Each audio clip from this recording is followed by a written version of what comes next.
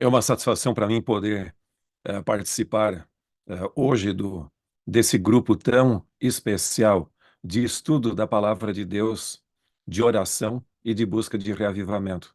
Eu não sei o que mais importante nós podíamos buscar do que realmente estar na presença de Deus, como foi mencionado durante esses anos, e agora nós estamos juntos nessa oportunidade. Eu fui convidado pelo pastor Wagner para apresentar um tema que talvez você já tenha ouvido antes, mas como ele foi meu aluno, até no. ah, como ele confirma, aliás, como ele foi meu aluno lá no NASP, em Engenheiro Coelho, ele pediu que eu apresentasse um tema que tem a ver com a formação do nosso sistema doutrinário. Afinal de contas, o que é que realmente distingue nós, como adventistas do sétimo dia, de outras denominações? Existem diferentes respostas. É lógico, nós temos não só uma doutrina distintiva, mas temos outras também. Mas o que me impressiona muito é como os pioneiros da Igreja Adventista viam o nosso conjunto de doutrinas, não como doutrinas isoladas, ou seja, como uma pilha de tijolos, mas como uma parede consistente. E aqueles que já viram uma construção sabem que há uma diferença entre uma pilha de tijolos e uma parede. Na grande parede da verdade, o que transforma as doutrinas isoladas em um sistema é a doutrina do santuário. E como adventistas do sétimo dia que estamos vivendo nesses últimos dias da história humana, na qual todo o vento de falsas doutrinas está soprando, eu creio que nós temos uma obrigação muito grande de conhecer bem e a fundo a palavra de Deus. Então, eu creio que não é suficiente nós meramente refletirmos sobre o lado existencial da religião. Ellen White até diz que nos últimos dias sobreviriam esses ventos de doutrina e a sacudidura viria pela introdução de falsas teorias. Então, eu espero que você acompanhe. Se você quiser tomar nota, quem sabe você tendo a sua Bíblia ali, quem sabe alguma folha de papel, alguma ideia que, quem sabe, lhe possa ser útil. Bom, o pastor Fernando pediu que eu me apresentasse. O meu nome é Alberto Tim.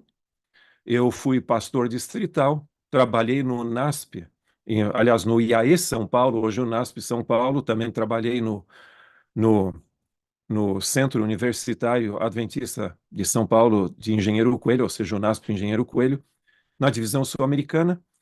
E trabalhei mais recentemente por mais de 10 anos como diretor associado do Patrimônio Literário de Ellen White, que em inglês é chamado de Ellen G. White Estate. E hoje sou diretor associado do Instituto de Pesquisas Bíblicas da Associação Geral dos Adventistas do Sétimo Dia, aqui na área metropolitana de Washington, ou seja, em Silver Spring. Bom, isso é só para que vocês saibam quem é essa pessoa que está ah, compartilhando com você, mas o mais importante, somos todos irmãos e irmãs em Cristo Jesus. Nesse momento eu vou compartilhar a minha tela para que você possa acompanhar algumas citações e também o que vai facilitar bastante a nossa visualização. O tema que me foi solicitado, como eu mencionei, é o santuário e o sistema doutrinário adventista. Alguns poderiam ser tentados a dizer, bom, mas isso aí, esse sistema veio de Ellen White. É certo que Ellen White fala sobre isso, e os pioneiros também.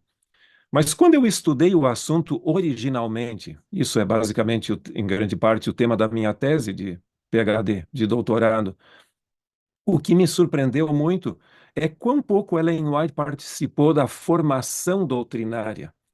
Ah, ela, em realidade, como disse alguém, ela mais confirmou o estudo do que realmente iniciou as doutrinas. E isso foi por uma razão muito simples. O dom profético de Ellen White não veio para substituir o estudo da Bíblia, mas para nos levar à Bíblia. E se você estudar a Bíblia, você vai ver quão presente é o tema do santuário ao longo das Escrituras, desde o início, desde de Gênesis até o Apocalipse. E, e eu gostaria de começar minhas reflexões com uma história que eu tive quando eu ainda trabalhava no NASP Engenheiro Coelho. Vocês têm aí na tela a foto de dois casais.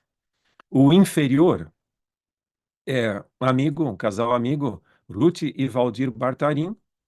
Ele, por coincidência, era comportor que até chamou a atenção dos líderes da igreja para a Fazenda Lagoa Bonita e que depois foi comprada e hoje é o NASP Engenheiro Coelho. Ele um dia chegou para mim e disse: Olha, eu tenho uma família de amigos que eu gostaria que você desse estudos para eles. Aí ele me explicou que por 5 anos ele estava tentando que ele aceitasse receber estudos bíblicos e estava muito difícil. Ele sempre cria que os adventistas eram pessoas legalistas e que não tinham uma compreensão adequada do evangelho e da graça de Deus. Aí eu pensei, caramba, como eu vou estudar a Bíblia com uma pessoa assim? Por exemplo, se eu começar a estudar com as doutrinas distintivas da nossa fé, aquilo que nós temos de diferente das demais igrejas, eles vão dizer, não, está aí mesmo, eu já suspeitava que eles eram legalistas e agora ele está confirmando isso. Por outro lado, se eu falasse na justificação pela fé apenas, ele diria, veja, isso eu já conheço, não preciso ficar estudando com você porque eu já conheço. E diga-se de passagem que ele tinha um curso de formação teológica para líderes leigos na igreja a qual ele pertencia. Aí eu orei e eu disse, veja, eu acho que eu vou começar por um outro caminho, estudando a Bíblia com eles. E eu decidi começar a estudar a doutrina do santuário com ele. Resumindo a história, ele ficou tão encantado com a presença do santuário, eu disse, veja, dentro do cristianismo, praticamente a igreja adventista que destaca esse assunto, tão presente nas escrituras. O resultado é que ele e a esposa se batizaram, e eu repeti algumas vezes a mesma série de estudos baseadas no santuário com algumas outras pessoas que vinham à família, que vinham à casa dele estudar. Portanto, eu creio que a doutrina do santuário é muito importante. Ele era evangélico e, por sua vez, eu também estudei com pessoas, uma família em Arthur Nogueira. Eles moravam em Conchal, no estado de São Paulo, e, por sua vez, eu estudei também com alguém de Arthur Nogueira, uma família católica que também aceitou. E nós vamos, então, repassar um pouco esse assunto tão importante e crucial para a fé adventista, que Ellen White chama o fundamento da nossa fé. Eu entendo que se os pioneiros da mensagem adventista entendiam esse assunto, não há razão por que nós não podemos. Alguns podem dizer, é um tema muito difícil. Bom, pode ser difícil se eu não me aprofundei na palavra de Deus. Mas se você tem amor pela verdade, pela palavra de Deus, eu creio que isso vai ser um tema fascinante para você também. Veja, eu comecei o estudo, não mencionei a Bíblia, porque ele já conhecia, aquele estudo que normalmente se dá, tem 39 livros no Antigo Testamento, 27 no Novo e assim por diante. Eu comecei direto com a questão da salvação. Como a salvação é entendida biblicamente. E sem entrar em muitos pormenores, quem quiser pode tirar uma foto da tela, um print da tela, o que quiser por bem, se quiser os textos bíblicos depois, porque eu gostaria de chegar ao final do estudo sem exagerar na questão do tempo. Biblicamente, nós somos salvos pela graça. Mas o apóstolo Paulo diz que a graça se manifestou salvadora para todos. Se a graça salvadora ela está disponível para todos, por que que nem todos serão salvos? Porque nem todos aceitam, e eu aceito pela fé. Portanto, nós somos salvos pela graça. E essa graça que é disponível a todos, essa mesma graça, ela é, ela é aceita, ela é recebida como um presente pela fé. Portanto, nós somos justificados pela fé. E nós somos também julgados pelas obras. Então não adianta dizer eu creio, eu aceito Cristo, porque no Sermão do Monte Jesus mesmo disse: nem todo que me diz Senhor, Senhor entrará no reino dos céus, mas aquele que faz a vontade de meu Pai que está no céu. E ele concordou com isso, porque essa é a ênfase do Novo Testamento. Eu me refiro àquele casal. Celso, o nome dele. E aí eu disse para ele: veja, esse modelo de salvação pela graça mediante a fé e que é evidenciada pelas obras, não é simplesmente o modelo do Novo Testamento, é também o modelo do Antigo Testamento. Porque desde a queda de nossos primeiros pais, ninguém pôde ser salvo exceto pela graça de Deus. E cada sacrifício oferecido era uma manifestação dessa graça e aceito pela fé, e evidenciado pelo próprio sacrifício que foi feito. Ele disse assim, o Celso, eu ainda me lembro muito bem: eu pensava que os adventistas eram legalistas, mas eu percebo agora que eles creem na salvação pela graça como os evangélicos. Mas os adventistas são mais evangélicos do que os demais evangélicos, porque nós cremos que a salvação no Novo Testamento é pela graça, mas o Antigo Testamento pela lei, pelas obras. E agora vocês creem que a salvação até no Antigo Testamento é pela graça de Deus? E eu li os textos ali, nós lemos juntos os textos que estão na tela. Portanto, essa dimensão mais ampla da salvação é muito importante. E então eu disse: você sabe que todo esse processo de salvação flui biblicamente através da doutrina do santuário? E aí nós começamos todo o estudo com base no santuário. E você vai ver ali que a salvação no Antigo Testamento, na era patriarcal, estava centralizada nos sacrifícios que o pai oferecia, e na ausência do pai, o irmão, ou melhor dito, o filho mais velho. E assim nós temos, por exemplo, o sacrifício que foi oferecido em lugar de Isaac. Isso é tão importante que até a senhora White diz que os anjos nos céus compreenderam melhor com aquela ilustração de um substituto em lugar de Isaac, que morreu, ou seja, Cristo como nosso substituto, essa ideia de um substituto morrendo em lugar do pecador. Depois, esses sacrifícios foram perpetuados no tabernáculo mosaico do deserto, mas também o tabernáculo ilustrava melhor o sacerdócio de Cristo, não apenas o seu sacrifício. Nós temos a gloriosa morte de Cristo na cruz do Calvário em nosso lugar, e finalmente hoje o sacerdócio de Cristo no grande santuário celestial. Veja, não há tema mais importante para a nossa reflexão do que esse, porque ele, como nós falamos inicialmente, integra todas as demais doutrinas. Veja, vamos começar com dois textos bíblicos que são muito importantes. O primeiro deles é Êxodo 25:8. Ali diz: e me farão um santuário para que eu possa habitar no meio deles. Então, o que é o santuário? O santuário é a casa de Deus. E não pode haver um lugar mais importante do que o lugar onde Deus habita. Só que o santuário construído no deserto se tornou a habitação de Deus, onde o Shekinah, ou seja, aquela presença visível de Deus, estava. Isso é o que Deus disse. Agora, qual foi a resposta de Davi em relação com o tabernáculo? E lembra que ele não tinha ainda o templo de Jerusalém, era o tabernáculo velho do deserto. No Salmo 27:4 é dito: uma coisa peço ao Senhor e a buscarei, que eu possa morar na casa do Senhor todos os dias da minha vida. E o texto continua, só gostaria de destacar esse ponto. Ora, se Davi, que tinha apenas o tabernáculo do deserto, tinha esse grande desejo de morar na casa do Senhor, não seria o caso de nós que temos hoje o ministério no santuário celestial, onde o próprio Cristo ministra, também termos o mesmo desejo de morar pela fé nesse santuário, acompanhando o ministério de Cristo em nosso favor? Veja, e agora qual é o objetivo do santuário, de toda essa doutrina? Apocalipse 7:15 diz: razão porque se acham diante do trono de Deus e o servem dia e noite no seu santuário, e aquele que se assenta no trono estenderá sobre eles o seu tabernáculo. Você podia me dizer sim, mas lá em Apocalipse 21:22 é dito que nela não vi santuário. Lembra que João diz não vi, não diz que não existe. Porque a presença de Deus vai ser tão fulgurosa que praticamente o demais é esquecido, estarmos na presença de Deus. Mas o texto aqui diz bem claramente que os seus servos, os remidos, adorarão a Deus no seu santuário. O que o texto do Apocalipse diz é que, para a função de salvação, o santuário perderá essa função, mas continuará como lugar de adoração a Deus.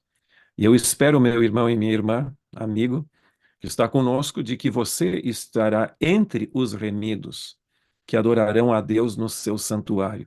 Ora, se esse é o grande propósito do plano da salvação, por que o santuário de Deus não é um tema, não seria um tema de nosso grande interesse hoje? Temos que nos familiarizar com ele. Você podia me perguntar, então, mas por que que o santuário é tão importante na Bíblia? Bom, ele está presente em toda a Bíblia. Um professor da Andrews, que eu tomei a classe com ele, ele até dizia que cerca de 45 capítulos dos livros de Moisés, ou seja, do Pentateuco, lidam com o santuário. Por sua vez, nos escritos de profetas, outros 45. O livro dos Salmos era o inário do santuário. E João Batista apresentava Jesus como o Cordeiro de Deus que tira o pecado do mundo. Por exemplo, o livro de Hebreus é todo um chamado ao santuário. E o livro do Apocalipse foi escrito na estrutura do santuário. Então, em termos de número de capítulos da Bíblia e textos que fala do santuário, perpassa toda a Bíblia. Mas ele tem uma relevância temática também, como doutrina muito importante. Eu já mencionei que ele é a morada de Deus. E até lemos o texto: far-me-eis um santuário para que eu possa morar no meio deles. Então não pode haver um lugar mais importante do que a morada de Deus. Também é o guardião da lei de Deus, onde sua lei é guardada, o grande original, e é de onde o plano da salvação deriva. Você vai ver que no Antigo Testamento, ali, na oração de dedicação do templo, Salomão falou sobre isso. E o livro de Hebreus diz que se nós estamos em crise existencial e espiritual, nós devemos ir diante do trono da graça, porque lá nós encontraremos socorro para a ocasião oportuna. Então, se ele, ou seja, o tema do santuário tem a ver com o lugar onde Deus habita, é também o lugar onde sua lei é guardada e de onde o plano da salvação, ou a salvação é disponibilizada, eu não creio que poderia haver um tema mais relevante, mais importante do que esse, exceto o próprio Deus. Então, eu lhe convidaria não apenas a estudar o que a gente e refletir no que eu vou mencionar ainda hoje, mas quem sabe continuar estudando esse tema tão importante. Eu até, quando comprei minha segunda Bíblia, eu decidi de pegar a Bíblia, porque na Bíblia você tem todos esse contraste entre os falsos sacrifícios, os falsos sistemas de adoração e o verdadeiro. Eu até marcava com uma caneta vermelha o, os falsos sistemas de adoração e com uma caneta azul o verdadeiro. Você pode fazer algo semelhante e você vai ver quão enriquecedor é esse estudo da palavra. Ellen White tem uma declaração muito importante na meditação matinal, A Fé pela Qual Eu Vivo, e ali diz o seguinte: desde a criação e queda do homem até o tempo presente, ou seja, até hoje, tem havido um contínuo desenrolar do plano de Deus para a redenção, por meio de Cristo, a raça caída. O tabernáculo, o templo de Deus na terra, tinham por modelo original no céu. Em volta do santuário e suas cerimônias, reuniam-se misticamente as grandes verdades que deveriam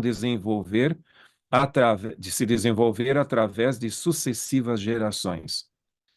O que a senhora White está dizendo nesse texto?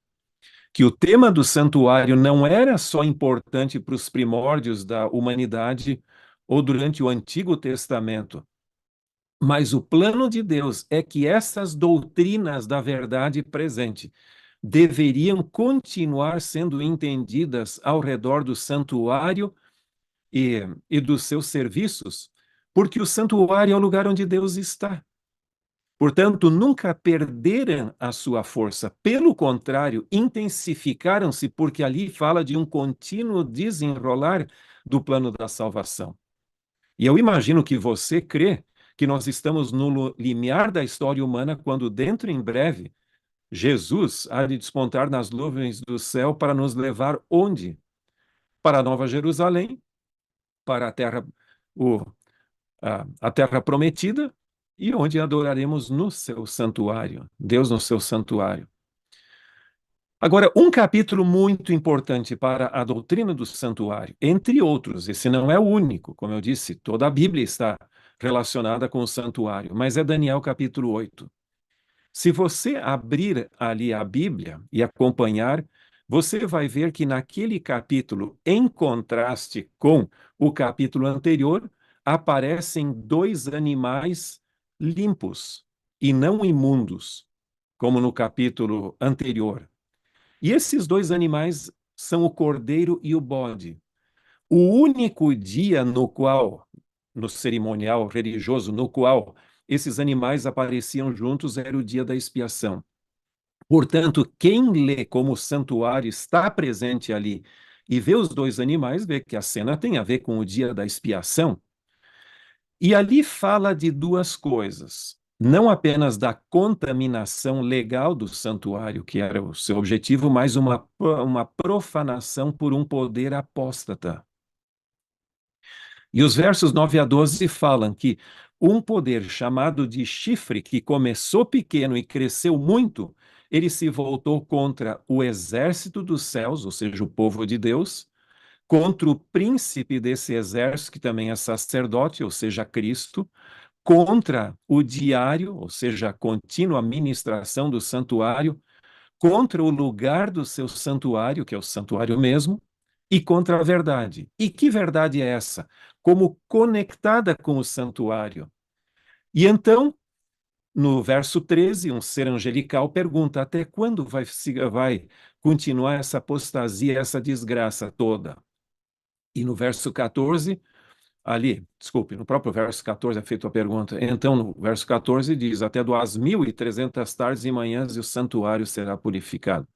Eu me refiro ao conteúdo dos versos 13 e 14.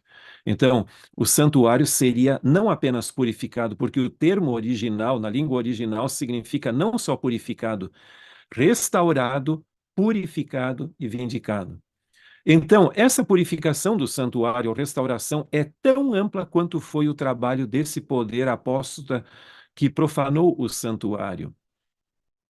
E eu gostaria de ilustrar isso. Veja, pode ser um tema um pouquinho complicado, e até minha esposa disse: olha, você tem que facilitar um pouco, mas se você tiver um pouco de paciência, eu creio que nós podemos compreender claramente. Como eu disse anteriormente, ao longo da Escritura, nós temos um verdadeiro sistema de adoração e um falso. E não precisa entrar em todos os detalhes que estão nesse diagrama, mas eu gostaria apenas de chamar a sua atenção para isso. Como começa a história dos altares no período patriarcal? E eu creio que você não vai ter dificuldade com isso, porque é mais que evidente. Com dois irmãos. Você tem Abel oferecendo o verdadeiro sacrifício que Deus havia implantado no jardim do Éden, de um animal. Por sua vez, Caim, achando que ele podia melhorar o plano de Deus, trouxe um sacrifício vegetariano. É muito bom ser vegetariano, eu sou um deles, já desde muitos anos. Então, mas naquele caso, porque sem derramamento não há remissão de pecados, não há o que mudar o plano de Deus, Deus sabe o que deve fazer. Então começa com dois irmãos, Caim e Abel. E como começa a história do tabernáculo? Você tem outros dois irmãos, você tem Moisés e Arão. Moisés estava no monte recebendo as instruções do próprio Deus, vendo uma maquete do santuário como deveria ser construído, porque o texto diz que foi-lhe mostrado, mas também todas as orientações orais para a construção do tabernáculo lá no deserto. Enquanto ele estava sendo orientado por Deus para construir o tabernáculo, lá no pé do monte, já seu irmão Arão estava com a falsificação de adoração com aquele cordeiro, aliás, com aquele animal egípcio ali que o povo começou a adorar. Quando nós avançamos na Bíblia, e você vai, por exemplo, para 1 Reis, capítulo, ali os primeiros capítulos de Reis, você vai ver que Salomão construiu o templo e no capítulo 8 fez aquela bela oração de dedicação do templo de Jerusalém.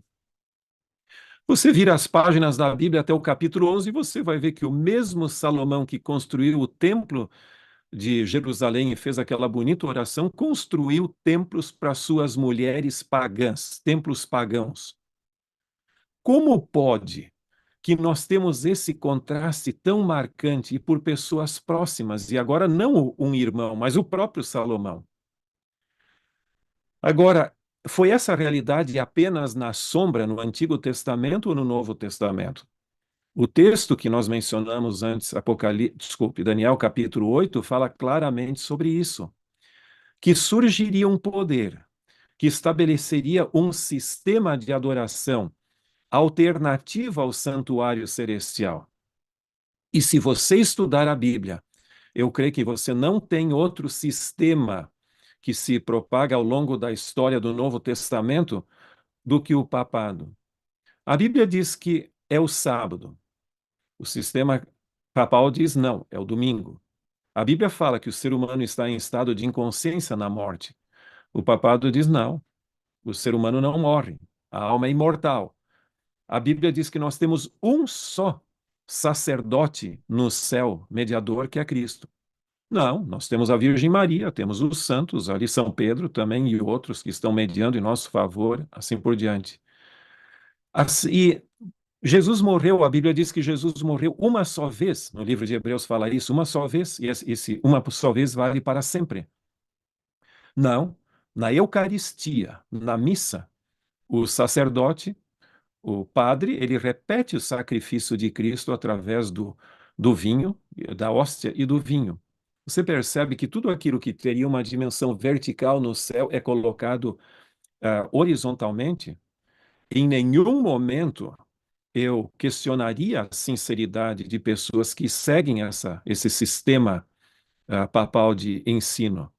Mas eu lhe diria o seguinte: ele não é em conformidade com a palavra de Deus. Ele é fruto de uma tradição que pegou muito do paganismo da época.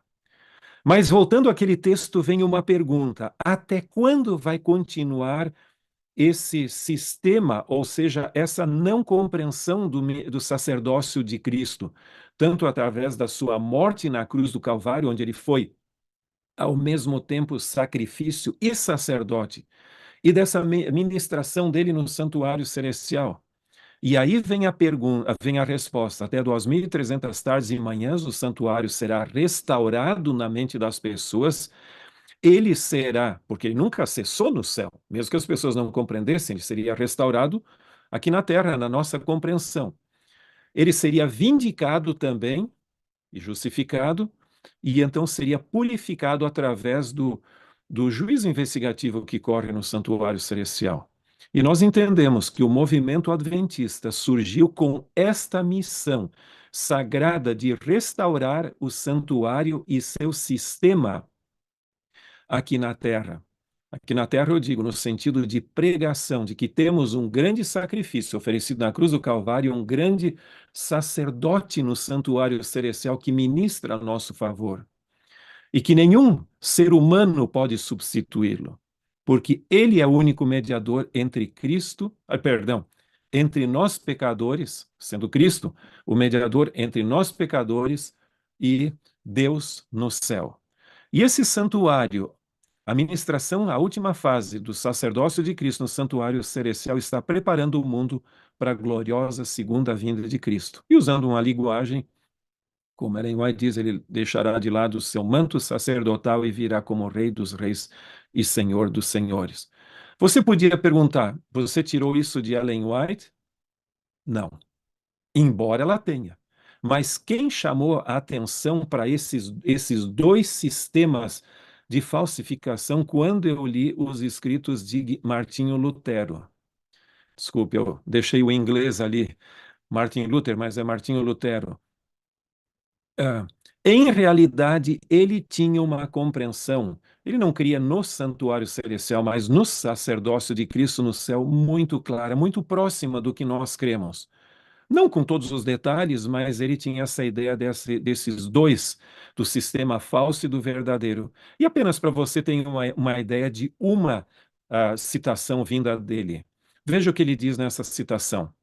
Dentro do sacerdócio santo, glorioso e feliz e gracioso de Cristo, o porco do diabo, o Papa, meteu o seu focinho e tudo mais, não apenas o contaminando, mas o destruindo e o suprimindo completamente, e estabelecendo outro sacerdócio, um de si mesmo, juntado de todos os demais sacerdócios pagãos, como que um ensopado de abominações.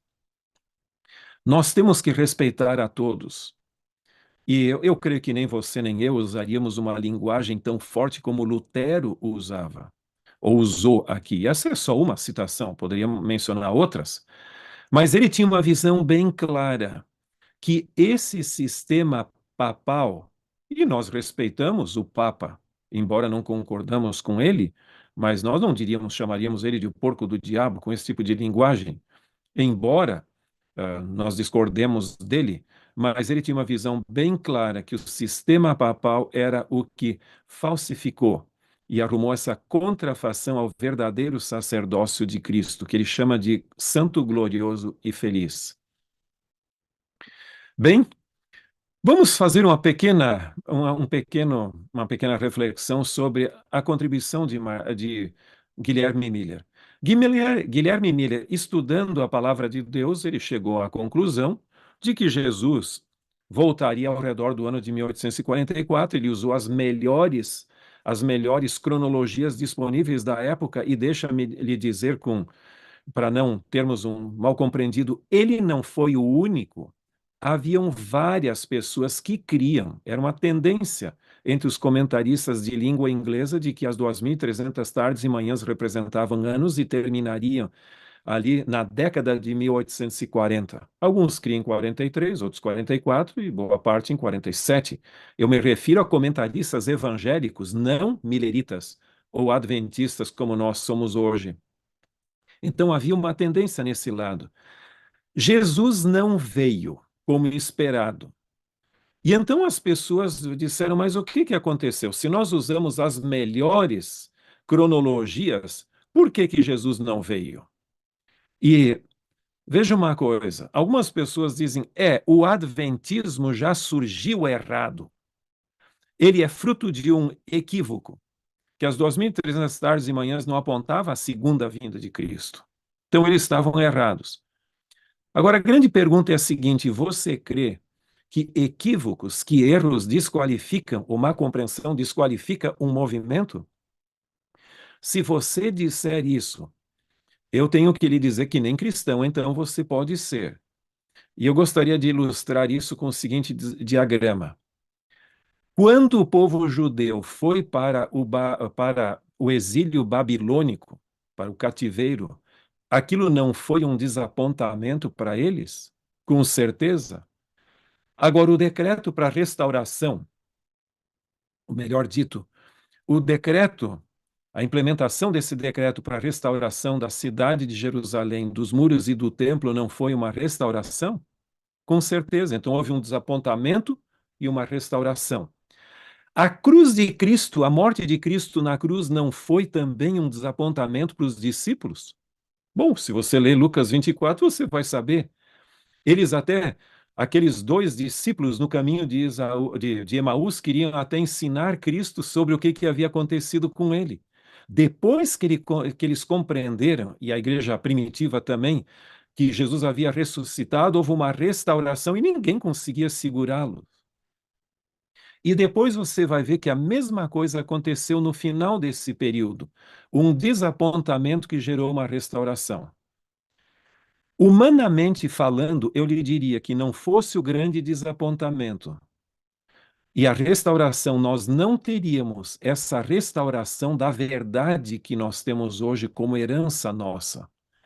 Por quê? Porque desapontamentos geram duas coisas: uma ruptura com a tradição e um novo início. Não fosse o desapontamento, os nossos pioneiros não teriam rompido com toda a tradição dos credos das igrejas às quais eles pertenciam. Mas depois de estarem completamente desapontados, eles estudaram a Bíblia para encontrar uma resposta para o desapontamento, e eles diziam o seguinte: mas olha, nós usamos as melhores cronologias de Hales e Ferguson, que eram as cronologias que eles usaram, e também de outros estudiosos da Bíblia. Onde está o nosso erro? A gente não vê erro no cálculo profético. E aí eles passaram a estudar a Bíblia, muitas vezes a noite toda, para buscar uma resposta para o desapontamento. E ao buscar uma resposta para o desapontamento, estudando a Bíblia, eles não só encontraram respostas para o desapontamento em si, mas para outras verdades que eles não haviam nem cogitado. Isso gerou todo um processo de restauração da verdade. Veja como Ellen White comenta aqueles primórdios dos quais ela participou, pelo menos em algumas das reuniões, porque haviam grupos isolados estudando a Bíblia, não só um. Por seu Santo Espírito, Deus verteu luz sobre os seus servos. Sua pesquisa exigiu muito estudo e ansiosa atenção, ponto por ponto. Por meio de cuidados, ansiedade e incessante empenho, o trabalho progrediu até as grandes verdades de nossa mensagem, num claro, completo e consolidado todo, serem transmitidas ao mundo. Que declaração poderosa! Cada ponto da verdade foi estudado da melhor maneira possível, através de estudo e oração, porque eles amavam a verdade. Não é como nós que temos aquele eu estou contente com o que eu conheço e tudo. A senhora White chega até a dizer no livro Orientação da Criança que o grande pecado da nossa geração é a superficialidade. Em outro livro, ela diz que nós deveríamos nos tornar gigantes na compreensão das doutrinas bíblicas e das lições práticas de Cristo. E eu acho que se você está aqui é porque você tem esse interesse apenas. Não só orar, mas orar, estudar e amar a mensagem bíblica. Afinal de contas, nós não aceitamos Cristo só como o nosso Salvador pessoal, mas nós temos um compromisso como adventistas também com os ensinos de Cristo que estão ao longo da palavra de Deus. No Grande Conflito, página 423 da edição padrão, agora nós temos uma nova que tem um pouquinho uma variação de paginação, mas não interessa.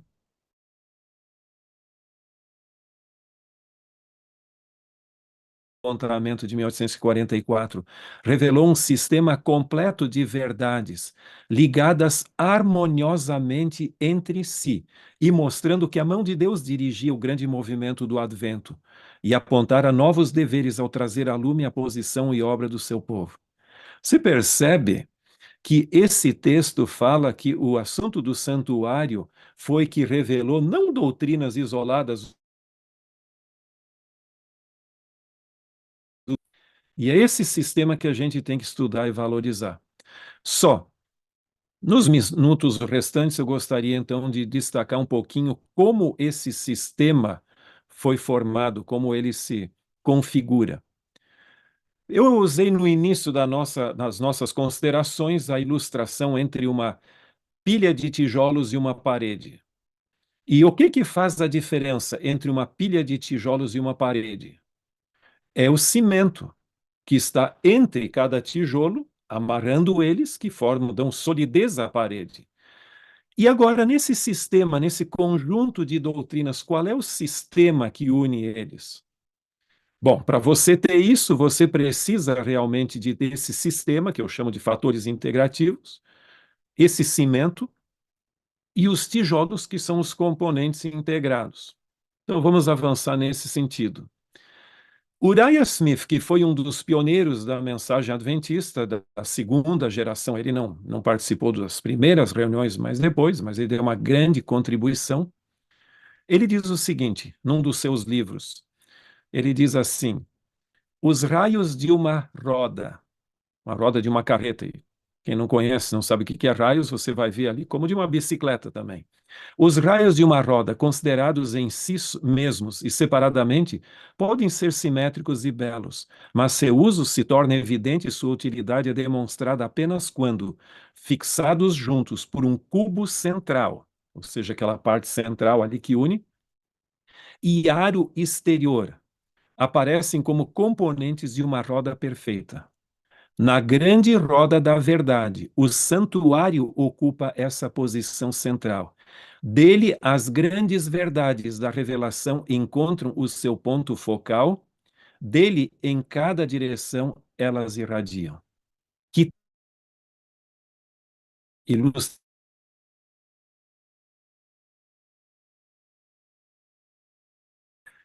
Estudando esse assunto mais detidamente, eu cheguei à conclusão que segundo os pioneiros, que dois textos eram fundamentais nessa integração da doutrina. Um deles era o Santuário de Daniel 8,14 e o outro, Apocalipse 14, 6 a 12, ou seja, as três mensagens angélicas.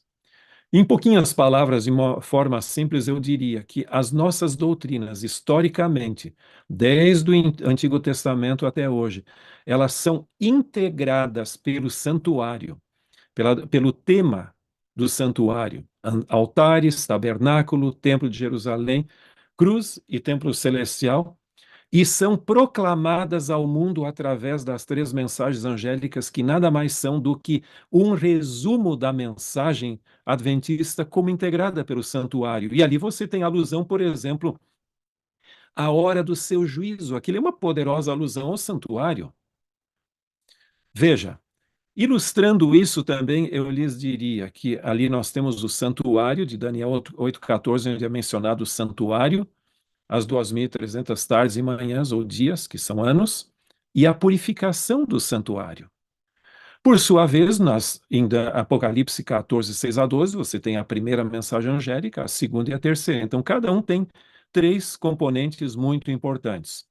Agora, os pioneiros da nossa mensagem, eles entendiam que a lei e o sábado, a ministração celestial de Cristo, ou seja, o seu sacerdócio no céu, a doutrina da segunda vinda, da imortalidade condicional e também do dom profético, como manifesto no ministério de Ellen White, se integrava ao santuário. E essas mesmas doutrinas distintivas da nossa fé também estão presentes nas três mensagens angélicas. E esse é, em outras palavras, o sistema de verdades adventistas, das quais você pode colocar as demais doutrinas que nós temos, não só essas. Ilustrando de uma forma um pouquinho mais compreensível ainda, você vai ver que Ellen White fala das três mensagens angélicas, isso ela diz no livro Primeiros Escritos, como degraus de acesso à grande plataforma da verdade.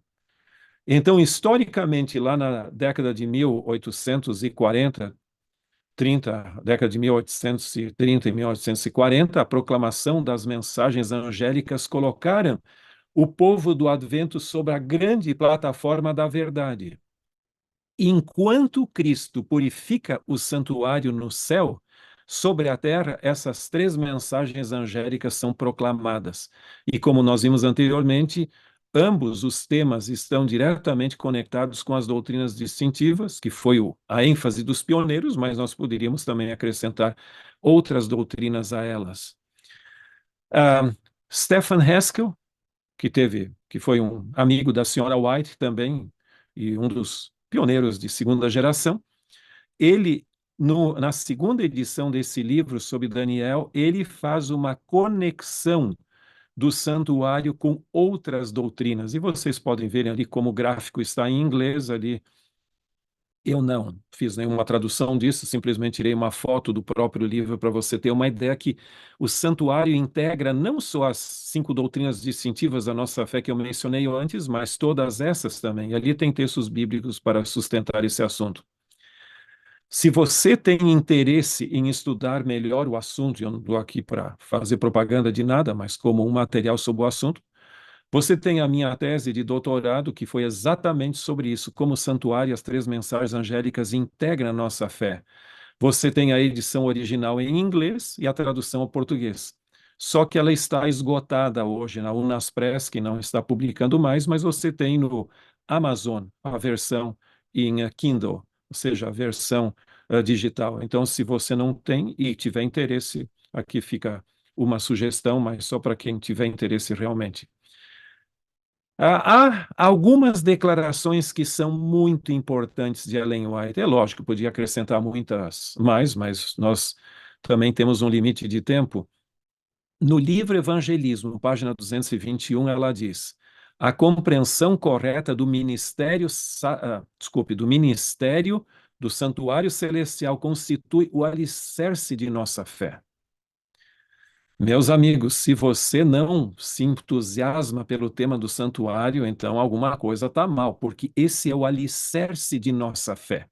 E cada adventista deveria ter uma boa compreensão desse assunto.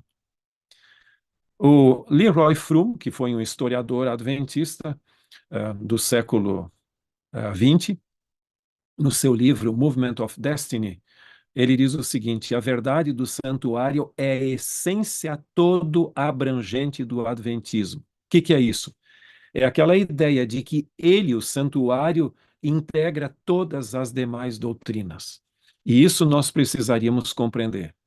Agora, deixa-me fazer uma pergunta.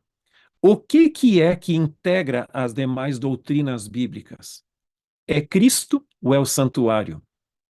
Bom, você poderia ficar refletindo sobre isso, mas não se esqueçam de um princípio, que quando uma pergunta é mal formulada, nós temos, em primeiro lugar, que corrigir a pergunta. E eu estou perguntando se é Cristo ou é o santuário.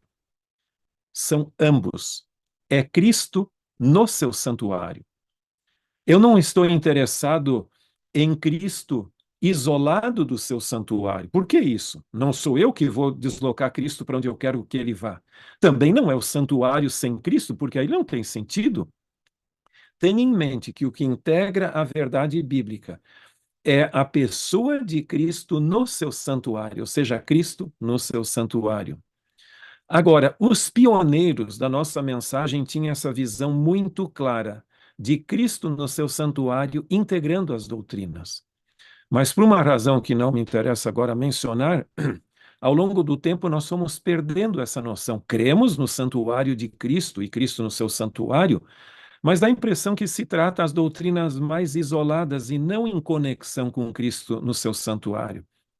Portanto, o meu apelo é que você, que está nos acompanhando, tenha essa oportunidade, esse interesse de resgatar essa visão que era típica, característica dos nossos pioneiros. Essa ideia do santuário como a base, a grande plataforma da verdade, o grande núcleo integrador das nossas doutrinas. Não se esqueça de uma coisa, que a força da mensagem bíblica não é tanto doutrinas isoladas, mas como elas conectadas. Ah, eu diria, em outras palavras, não é um tijolo isolado da parede, mas eles juntos com o sistema os sustentando. Isso dá solidez à nossa mensagem, porque uma doutrina dá força à outra. Doutrinas não funcionam bem isoladamente. E é bem isso que Ellen White destaca nessa declaração do Mensagens Escolhidas, volume 2. A verdade para esse tempo é ampla em seus contornos, de vasto alcance, abrangendo muitas doutrinas. Estas, porém, não são unidades destacadas de pouca significação. São unidas por áureos fios, formando um todo completo, tendo a Cristo como centro vivo. Você veja que Ellen White destaca muito claramente que as doutrinas não devem ser tratadas isoladamente, mas elas devem estar em conexão com um todo completo, tendo a Cristo como centro vivo. A minha declaração preferida de Ellen White, predileta, embora eu tenha muitas, mas é essa aqui na meditação matinal, nossa alta vocação de 10 de janeiro. Cristo, seu caráter e obra, é o centro e a circunferência de toda a verdade. Ele é a cadeia que liga as joias de doutrina. Nele se encontra o inteiro sistema de verdade. Então, não é só a pessoa de Cristo, é Cristo, seu caráter e obra, ou seja, tudo o que ele é e tudo o que ele faz. É o centro e a circunferência de toda a verdade. Ora, se ele é o centro e a circunferência de toda a verdade, ele abrange a tudo. E lá está uma cadeia, um sistema completo de verdades. Que declaração maravilhosa! A gente podia refletir toda a vida sobre ela e pela eternidade. Eu acho que não conseguiríamos esgotar a profundidade e a abrangência dessa declaração de Ellen White, que nos ajuda a compreender o que é a mensagem adventista. E concluindo, eu gostaria de destacar um ponto para você. Eu creio que nós, como adventistas do sétimo dia, não para orgulho pessoal, porque nós podemos compreender a verdade e estarmos perdidos, como a senhora White fala, porque nós precisamos de um relacionamento vivo com Cristo, salvífico, santificador. Mas eu creio que nós temos uma visão mais ampla de Cristo e de sua obra. Veja, todos os cristãos verdadeiros, eles creem no sacrifício expiatório de Cristo na cruz do Calvário, o que ele fez há quase 2000 anos no passado. Muitos deles também creem na segunda vinda de Cristo, nós não somos os únicos, independente da maneira como eles encaram essa segunda vinda. Mas pouco ou nada eles dizem do que Cristo está fazendo hoje no santuário celestial pela nossa salvação. Como adventistas do sétimo dia, nós cremos que o centro da história da salvação é o sacrifício de Cristo na cruz do Calvário e que nada mais pode ser acrescentado a ele para a nossa salvação, porque, como diz o apóstolo Paulo, onde abundou o pecado, superabundou a graça salvadora de Deus, que está disponível hoje. Nós cremos e aguardamos a segunda vinda de Cristo, mas nós temos uma maravilhosa mensagem bíblica do Cristo contemporâneo, o que ele não só fez e fará pela nossa salvação, mas o que ele ainda está fazendo hoje. Lamentavelmente, muitos cristãos creem que Jesus está hoje numa grande colônia de férias, no céu, aguardando que o Pai diga: olha, agora é tempo de você vir e buscar o meu povo. Não, Jesus está aplicando os méritos do seu sacrifício na cruz do Calvário para nós individualmente. Como nós dissemos, somos salvos pela graça, mas essa graça salvadora deve ser aceita e Jesus a disponibiliza para a nossa salvação individual. Que mensagem poderosa é essa? Veja, eu creio que no grande sistema da verdade, Deus é o centro. Nós temos o grande conflito entre a verdade e o erro. E temos a aliança que Deus faz conosco e quer fazer para a nossa salvação individual, e também o santuário como aquilo que integra. É o lugar onde nós buscamos a nossa salvação pessoal e onde nós entendemos essa gloriosa mensagem bíblica que o Senhor nos legou e que nós temos que proclamar através das três mensagens angélicas. E o resultado de tudo isso, sem entrar em pormenores nesse gráfico, é um remanescente. É o povo que compreende essa verdade maravilhosa integrada pelo santuário e a proclama ao mundo. E o convite de Deus para você, nessa oportunidade, é que você não apenas estude e compreenda a verdade, esse sistema de verdades, mas a proclame ao mundo também. Essa é a nossa missão. E concluindo, eu gostaria de voltar ao texto de Apocalipse 7:15. E você podia perguntar, como se diz em inglês, and so what? E o que significa isso? Por que eu preciso compreender tudo isso? Porque o plano de Deus é trazer de volta os seus filhos ao santuário celestial. Quando eles pecaram no início, eles perderam a comunicação direta e pessoal com Deus, que os visitava no jardim do Éden. Ao longo dos anos, Deus sempre procurou trazer o seu povo de volta à verdadeira adoração, à comunhão com Ele. E eu entendo que você é parte desse movimento também. Mas não termina por aqui. Isso não termina com a segunda vinda de Cristo. O plano de Deus é que nós compreendamos o santuário hoje, porque nós seremos, pela graça de Deus, adoradores do santuário de Deus no céu. E que privilégio será estar com os remidos de todas as épocas, adorando a Deus no seu santuário. Que Deus abençoe e que você e eu estejamos lá, porque, como diz Ellen White, se perdermos, ela diz o seguinte: o céu vale tudo para nós, e se o perdermos, tudo perderemos. Nem compensou ter nascido e vivido. Se você perder a oportunidade de usufruir essa salvação eterna, eu lhe diria, a sua existência praticamente não tem sentido, porque esse é o grande objetivo da vida. Tudo mais é secundário. Você pode acrescentar títulos acadêmicos, você pode acrescentar, quem sabe, bens, propriedades, tudo mais, mas nada se equipara com a herança eterna. Que Deus abençoe que nós tenhamos isso como a grande prioridade da nossa vida. Deus abençoe. Amém. Amém. Amém.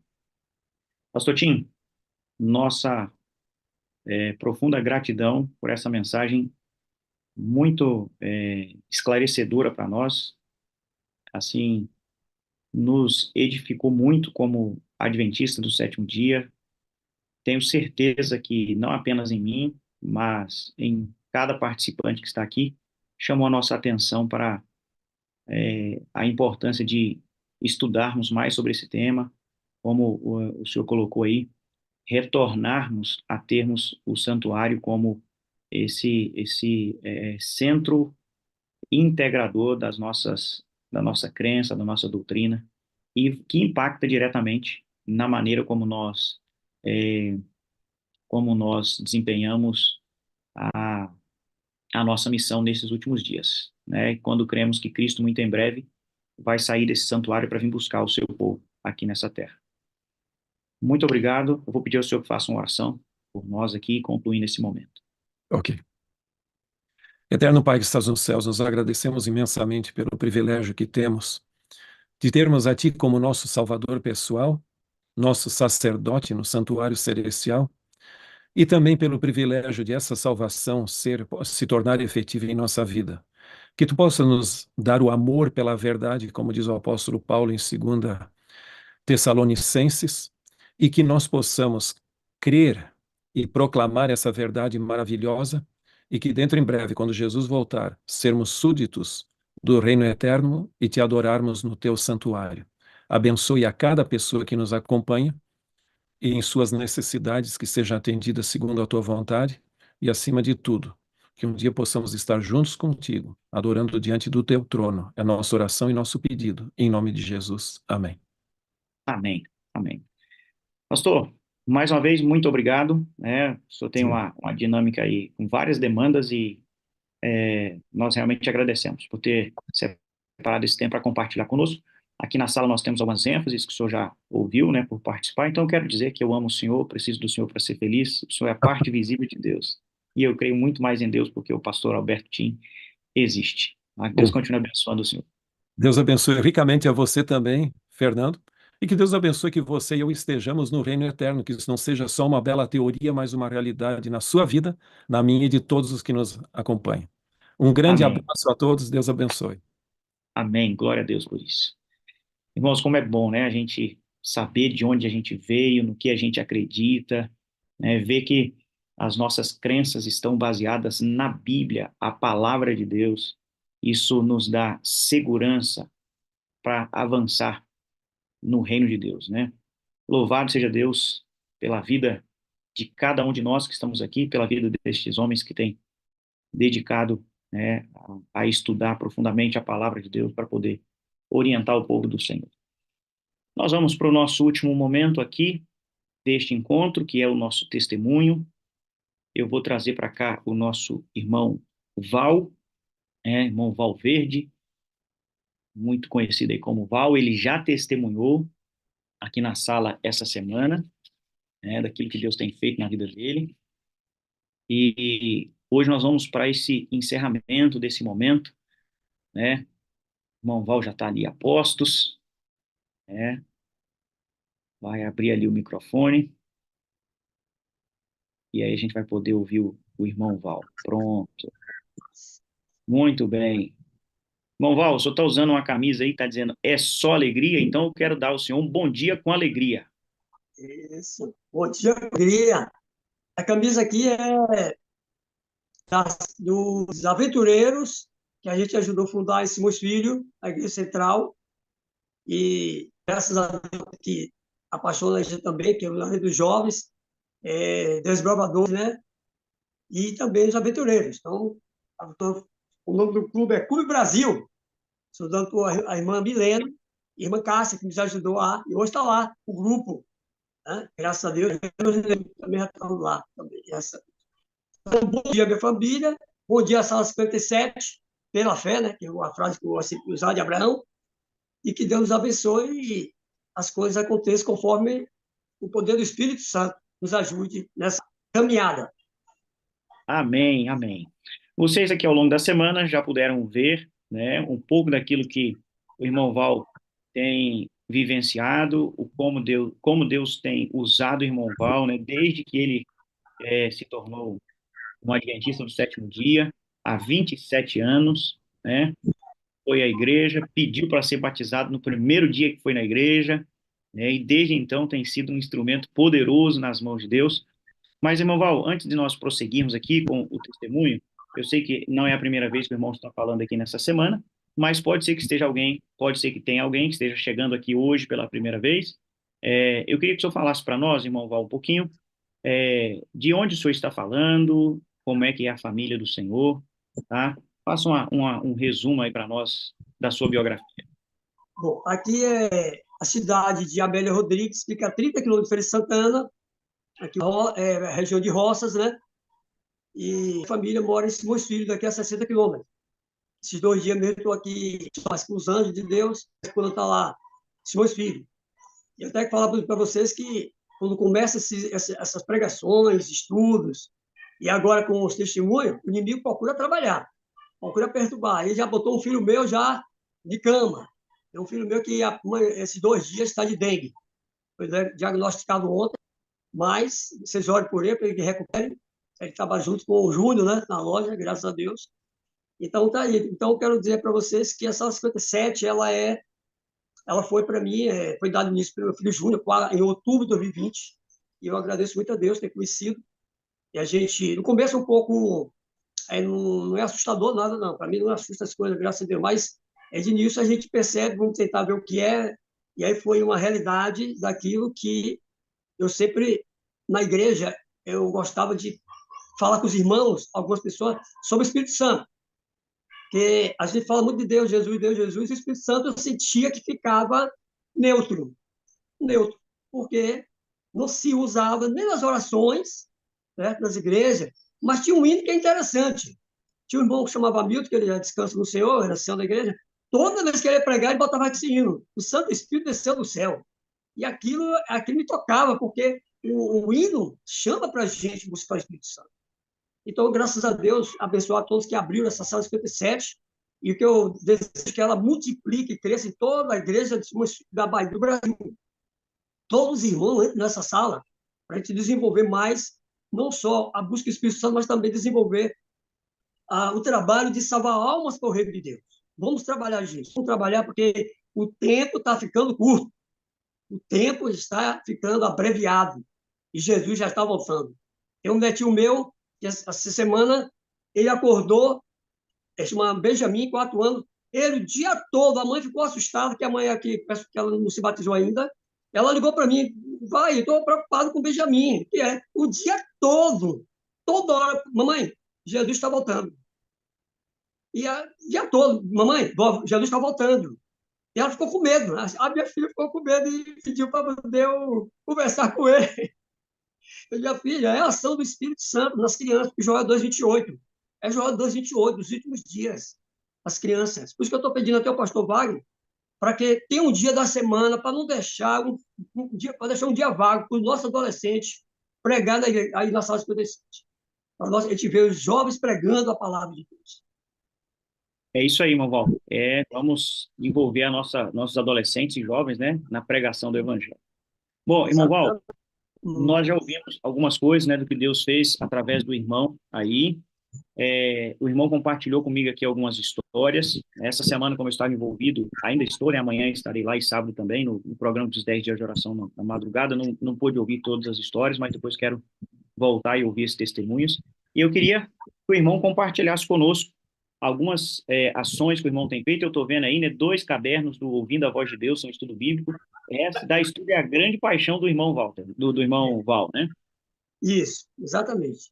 Porque, deixa o pastor Wagner, a senhora vai pregar na igreja. Nós vamos pregar para os mesmos irmãos, mesma igreja. E as mensagens, no centro da escola sabatina, a gente estuda todo ano, é repetido.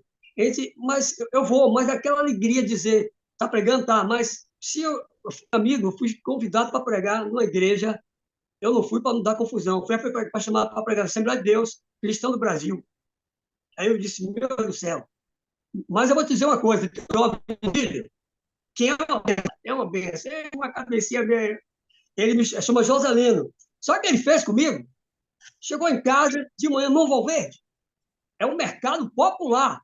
Mercado popular. Sabe o que é mercado popular? Aquele aberto que fez, aquelas feiras? Aí ele chegou lá tem um som de um pastor da Assembleia de Deus, já acertei com ele, 11h30 você vai pregar. Joselino, você é doido, velho? Tá maluco? Como é que eu vou pregar no meio de um porrão, o pessoal fazendo compra para cima e para baixo? Eu já falei, irmão, ele já aceitou, estava te esperando. Aí, rapaz, quando eu fui dizer para a esposa e os filhos que eu ia pregar no mercado, você não vai não, você não é doido, você não é maluco. Fica com a confusão lá com os filhos. E eu respirei. Aí eu procurei o que fazer. O Espírito Santo me ajuda, o que é que eu vou fazer? Aí tinha uma revista, não sei se foi nossa igreja, foi a revista Veja, sobre os acontecimentos, aquecimento global, as geleiras descongelando, aquelas fotos. Eu botei debaixo do braço, me mandei para o mercado, cheguei lá e esperei a hora do pastor. Aí, na hora que o pastor foi me dar a oportunidade, ele sumiu. O cara do som, procurei, mas quando ele soube que eu era adventista, que ia pregar, o cara sumiu. Ah, meu amigo, foi o que eu fiz. Não me lembro a música. Eu digo, gente, bom dia a todos, certo? Está aqui, meu nome me chamo Valverde. Eu gostaria que aqueles que vocês estão trabalhando aí, não parem de trabalhar, continuem trabalhando. E fui dando a ênfase, mas bote os ouvidos aí para você dar uma ouvidinha. Eu não sou cantor, vou dar uma arranhada aqui. Aí eu cantei uma música. Quando eu terminei de cantar uma música, aí eu comecei a perceber que aquelas donas de barraca de verduras vieram para mim junto e começaram ali, e como se a música ecoou dentro do mercado, e aí eu comecei a mostrar a mensagem da revista, dos acontecimentos, né, proféticos, e aí mostrava para as pessoas paravam, olhavam, e rodeando, formou mais de umas 20 ou 30 pessoas. Bom, quando eu terminei a mensagem, o pastor voltou, pegou um monte de folheto, eu vi um monte de gente começando a distribuir folheto. Aí ele disse, oh, irmão, obrigado pela mensagem. Ele tinha subido, mas depois que ele viu o povo encostar, ele veio para cima de mim. E aí começou ali a abraçar aquelas pessoas. E aí uma mulher gritou para ele, rapaz, como é que você traz um pastor para pregar e não avisou a gente que ia ter esse pastor agora de manhã? Olha aí, irmão, foi promovido a pastor já, irmão. Uau. Eu quero começar até com um testemunho que eu não contei aí rápido. Aqui na roça, você sabe que hoje os pássaros estão sendo dizimados. Os pássaros que é famoso, como curió, canário da terra, papacapim, esses pássaros que hoje é usado para vendagem. Hoje, papagaio, periquito estão sumindo. Então, aqui na roça mesmo, você encontra muitos pássaros simples. E um dia de manhã apareceu aqui, rapaz, um belo sofrer, cantando aqui nos pés de árvore, que aqui eu tenho um pé de manga, tem várias frutas. Bonito, aquele eco, ele com aquele trinco, eco bonito, e aí cantando, diz, minha esposa, olha quem está ali, um sofrer. Aí eu digo, mulher, vão pegar o sofrer. Vão pegar, você vai ver. Aí eu saí daqui, a minha esposa foi visitar uma vovó que a gente pegou amizade. Quando chega na casa de vovó, que olha para o fundo da casa dela, está o sofrer na gaiola, preso, se batendo. Ele disse, eu não disse a você que iam pegar o sofrer? Olha lá na gaiola se batendo. Rapaz, meu pai fiquei indignado. Eu me dei vontade de ir embora. Ele falou, calma e tal, fiquei ali. Aí, bom, vem embora. Quando cheguei aqui em casa, botei o joelho no chão do quarto, mas chorei, gritei, papai do céu, meu Deus, os animais estão acabando, Senhor, tudo está acabando, pelo amor de Deus, pai, solta aquele bichinho, deixa ele cantar, pai. E comecei a clamar. Meu amigo Fernando, quando é 5 horas da tarde, eu e minha esposa saem aqui na porta do sítio, o sofrê aparece no pé de manga, veio a 1 metro de mim, rapaz. Eu nunca vi na minha vida, e todo dia que eu nasci, nunca vi uma coisa daquela. Ele veio, bateu asa, cantou e foi embora. Ô, glória a Deus. Meu Deus amigo, ouviu a oração do irmão e libertou o sofreu.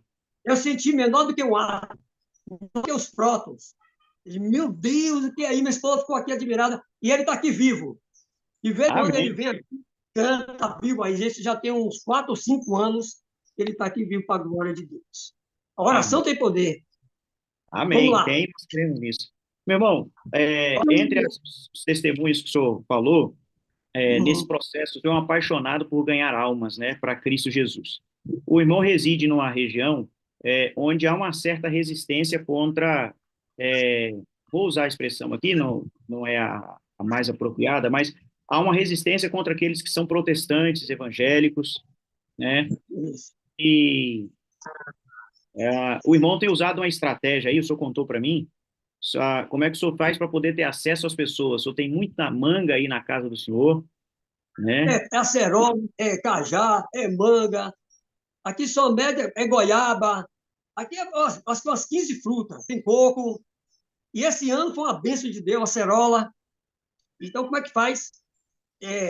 Encher o carrinho de mão e nas portas das pessoas, porque a maioria hoje não tem mais árvores e frutas. Aí eu vou nas casas, chego lá, paro o carrinho, dou manga. Tem um casal do meu lado aqui, que tem um sítio, que estão no Brasil. Eu dei 2 carros de manga.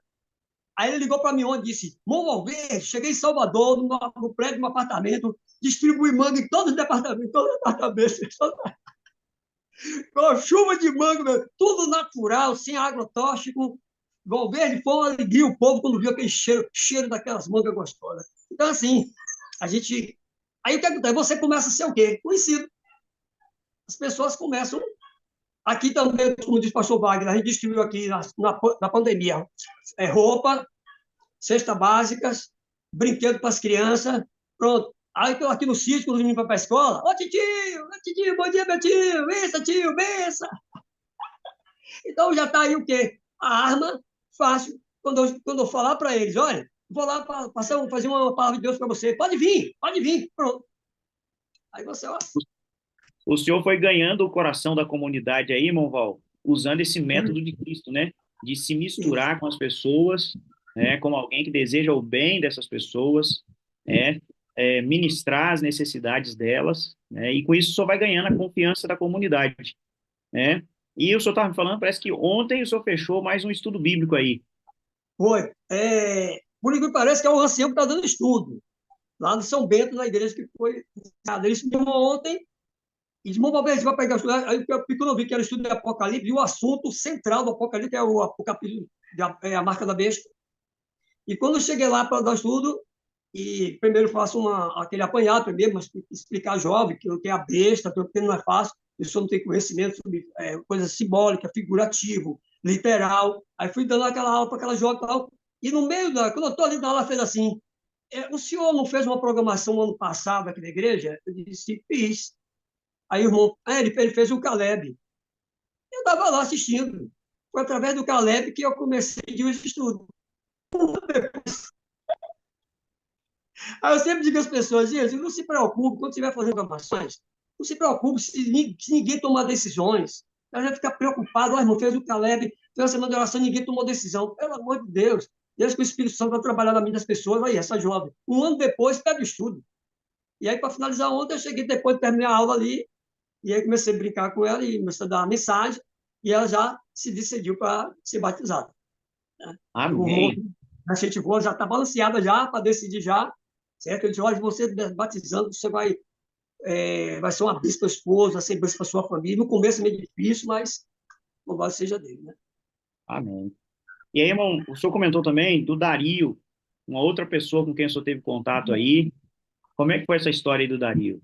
Rapaz, Dário, o irmão Dário, ele tem uma realidade seguinte: a esposa da irmã Cecília, aqui de São Bento, aqui de Bolandeira, ele perdeu um filho. Ele perdeu um filho.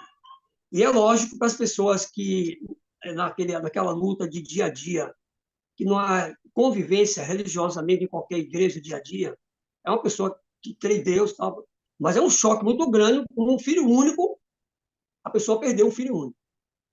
Até a esposa, ela se chocou também, mas por motivo de ela já ser da igreja, ela já reconhecer que a realidade da vida dela é o nosso Deus que está no plano de um dia vir buscar o seu povo, suas pessoas. O que é que acontece? O marido não aceita. O marido não aceita, chegou ao ponto de querer até desreconhecer de Deus e entrou numa situação difícil, quem sabe até momentos de porque Deus não levou a mim, levou meu filho, aquela história de sempre, né? Às vezes isso acontece muito com mulheres, com homens às vezes é mais difícil. Mas ele é por causa da paixão que ele tinha muito com seu filho. E aí um dia a irmã chegou aqui: irmão Governo, faça uma visita lá do meu marido. Ele disse: mano, olha, é meio complicado, essas pessoas que vivem assim, não é fácil. Aí eu preparei: meu Deus, quer que eu for falar de igreja? Vou falar de Bíblia? Vai ter contestações. Aí, senhor, você tem à vontade. Eu fui, quando chegar lá no sítio, que eu olhei de longe, gritei, ele veio, assim, meio desconfiado, mas ele me recebeu muito bem, coisa e tal, entramos, chegamos ali para bater um papo. Eu disse: meu Deus, vamos conversar. Aí eu comecei a pedir a Deus orientação e disse: Aí comecei a pedir, a perguntar ele sobre o hobby, o que é que ele faz dia a dia. Ele gosta muito de sítio. E comecei a falar dos assuntos do dia a dia. Nada de Bíblia, nada de religião, nada de assunto de filho que faleceu. Não. Comecei a gente falar de política e levar. E passamos uma tarde toda, rapaz. Contando história, contando minhas histórias para ele. E aí, de vez em quando, eu dava umas histórias bíblicas, dos testemunhos. E lá vai. Quando terminou tudo, fui embora. Aí ele disse: rapaz, eu amei esse velho. Eu contei para esse velhinho, rapaz. Ô, Cecília, pede para ele vir aqui de novo. Aí, ela ficou, veio, chegou a chorar, coitada. Bom, aí comecei, voltei novamente. E aí, mas aí tá a gente está aqui no Zap, desde que a gente conversa, ele passa. A gente conversa algumas coisas da palavra de Deus. E, então, assim, vocês orem por ele, para que Deus dê força para poder ele quebrantar esse coração. E em breve ele possa aceitar esse reconhecimento da morte do seu filho e tomar uma decisão lá de Jesus. Amém. Então, veja como é importante, né, o irmão Val, a gente tem essa disponibilidade de ir e não usar os mesmos métodos em todas as situações, né? Porque nós ouvimos o pastor Tim, quando ele foi dar o estudo para aquele pessoal que via os adventistas como legalista, né? Ele não começou da forma convencional, ele começou estudando o santuário. O senhor foi lá, né? Estava com a Bíblia, estava pronto, mas buscou outros meios ali se conectar com ele, né? E aí isso abriu portas para que o senhor pudesse fazer essa amizade, né? E tem outra situação também que o senhor saiu de casa aí, e foi visitar uma senhora que era líder de uma outra igreja aí, né? A família parece que estava meio pensando, o que que você vai fazer com essa vida aí? O pessoal não gosta de crente e tal. Na realidade é o seguinte, sabe que a região aqui o catolicismo é muito forte. E as pessoas têm a parte adepta de Nossa Senhora Aparecida. Então, logo que nós chegamos aqui, nesse sítio, porque tem duas comunidades, uma perto da outra, chama Bang e Bolodeira. E aí eu soube de uma senhora que estava numa cama paraplégica. A mulher só fazia olhar, ela não abria a boca, ela não sorria, nada. Aí eu soube, peguei, aí falei à esposa, ela disse, cuidado, você sabe que aqui e tal. Não, vou fazer uma visita ali à senhora, uma visita de doente. Aí eu fui lá, coisa e tal, e peguei o violão, não canto nada, só pega duas músicas mesmo. Chega lá, tal, as filhas vieram me apresentar, as minhas ficou um pouco meio assustadas, pensando que é igual, que o pai dela de uma igreja, o pai é de uma determinada igreja. Aí eu cheguei e tal, fui ali e comecei a cantar de junto àquela senhora. Olha que incrível, essa mulher teve esse problema porque deram um telefonema para ela que o filho tinha matado o filho dela mais velho. E esse choque veio dar essa situação da mulher entrar nesse sistema, coitada, e ficou paraplégica. Resultado, aí fizemos ali a música, passei uma mensagem para ela, que ela ficava olhando, eu apertei ela ouve, ela ouve. E aí, bom, quando fez a mensagem, fiz a oração e fui embora. Aí as meninas, depois, aí, na mesma hora que eu terminei, ela sorriu. As filhas entrou em pânico pela primeira vez, depois de tantos anos, em cima de uma cama paraplégica. A mãe sorriu e ficou a lágrima. O senhor, vem aqui novamente, porque minha mãe está com aquela alegria. Pô, essas meninas hoje é uma amizade comigo. É uma alegria, né? Você vê as pessoas necessitando de uma palavra amor, de uma palavra amiga, né? Os doentes. E aí, graças a Deus, aquilo. Mas só que o esposo veio para mim e disse: amigo, só tem uma coisa. Eu sei que você é crente, coisa e tal, vou dizer, aqui não entre na casa de ninguém. Se eu for, souber que você é crente, você botar para fora.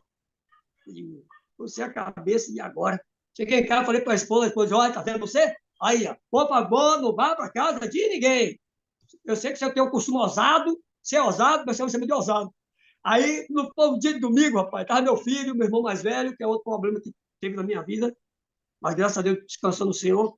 Aí eu peguei a Bíblia e nada saía, mas vai para onde? Eu vou aqui. Ah, não vai, é para uma gritaria. Meu filho Júnior vai atrás de mim. Pai, para onde você vai? Pai, pelo amor de Deus, dentro de confusão. Aí eu me mandei. Cheguei lá no sítio, eu estou vendo o sítio que era a senhora, que era catequista da região. Aí cheguei no portão, bati palma, aí veio uma garota, de bom dia, jovem, bom dia. Por favor, chama a dona da casa. Ela foi lá, chamou, aí veio a senhorazinha com a muleta, de cá eu gritei na porta. Bom dia, mulher linda, guerreira e maravilhosa. Meu filho, o velho mulando. A senhora é linda e maravilhosa. Aí entrei, dei abraço, dei beijo. E aí ele disse, começou a ler, disse assim, Antes de sentar para bater, vou falar com o Papai do Céu, vou. Aí fui cantar um corinho. Quando eu cantei a primeira estrofe, ela chegou e disse: Peraí, o que foi? Deixa eu também cantar. Eu disse: Opa, vamos lá, cantamos junto o corinho. Tal. Aí eu disse: Vovó, pega a sua Bíblia ali. Minha Bíblia, sim. Ela foi lá, pegou a Bíblia gigante, aquela Septuaginta. Rapaz, eu fui aonde? Isaías, capítulo 6, 1 e 2. Por quê? Porque você sabe que a maioria do povo, no mundo evangélico e católico, que sabe que anjo no céu só tem duas asas. Ninguém é explorado o Ezequiel dos anjos de quatro asas, os querubins. Isso não é explicado, é pouco pregado. E pouco pregado sobre esses anjos que estão no céu. Aí deixa eu ler aqui, vovó. Aí, quando eu li o primeiro todo, na segunda, quando eu comecei, anjo com 6 asas, op, e foi, vovó. Ah, mas peraí, tem alguma coisa errada. Não, não é errado não, não é sua Bíblia, vovó.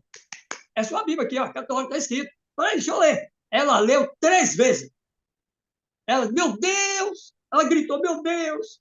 Eu ia morrer cega, surda e muda na minha vida. Nunca saber que tem anjo de 6 asas. Meu Pai do céu! Aí eu fiquei ali, ela disse, pois é, olha, ainda está diante de Deus cobrindo o rosto e as pernas. Como classificar como é Deus? Quem é que pode explicar quem é Deus, como é Deus? Ninguém.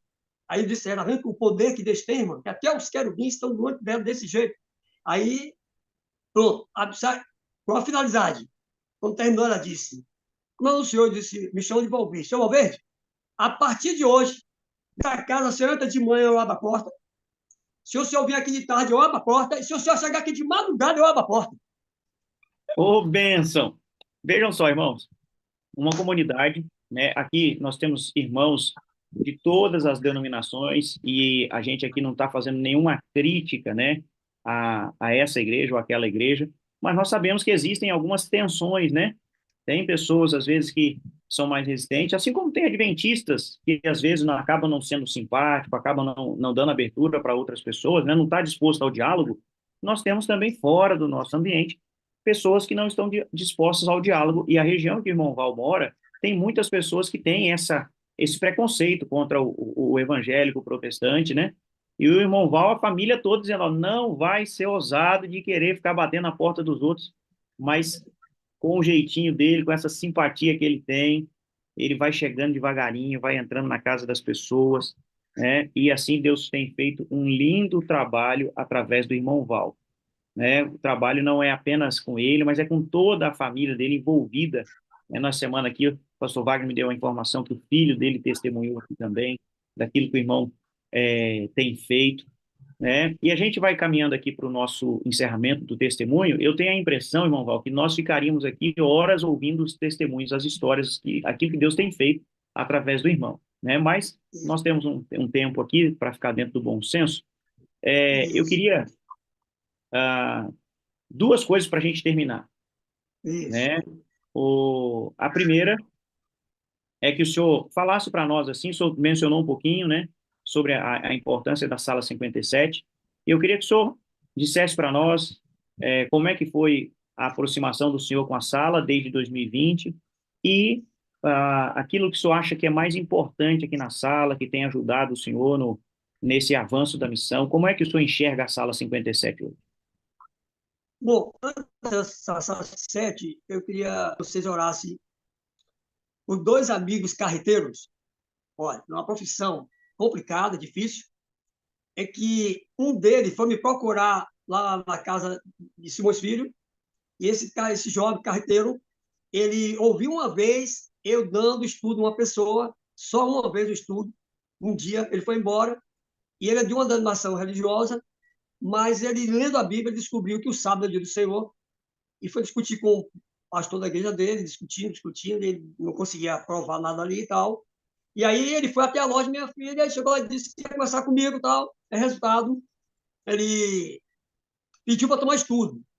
Aí eu pedi pela internet, aqui ensinei meu filho, ensina como é que faz. Eu comecei a dar estudo, já estava na 17ª aula. E o que é que ele fez? O cara carreteiro, trabalha de empregado numa empresa. Chegou sexta-feira, mandou avisar o patrão que não vai trabalhar no sábado, não. Eita, Aí o patrão, ele não foi, e aí o caminhão lá carregado para fazer a viagem. Chegou segunda-feira, ele chegou lá, o patrão mandou chamar ele e disse, rapaz, que história é essa? Ele disse, meu amigo, dia de sexta, sábado, não trabalho mais para ninguém. Como assim? Aí ele contou a história, por quê, etc. Aí disse, olha, então é o seguinte, eu tenho que te demitir. Não, tá tudo bem, pode demitir. Eu estou aqui esperando.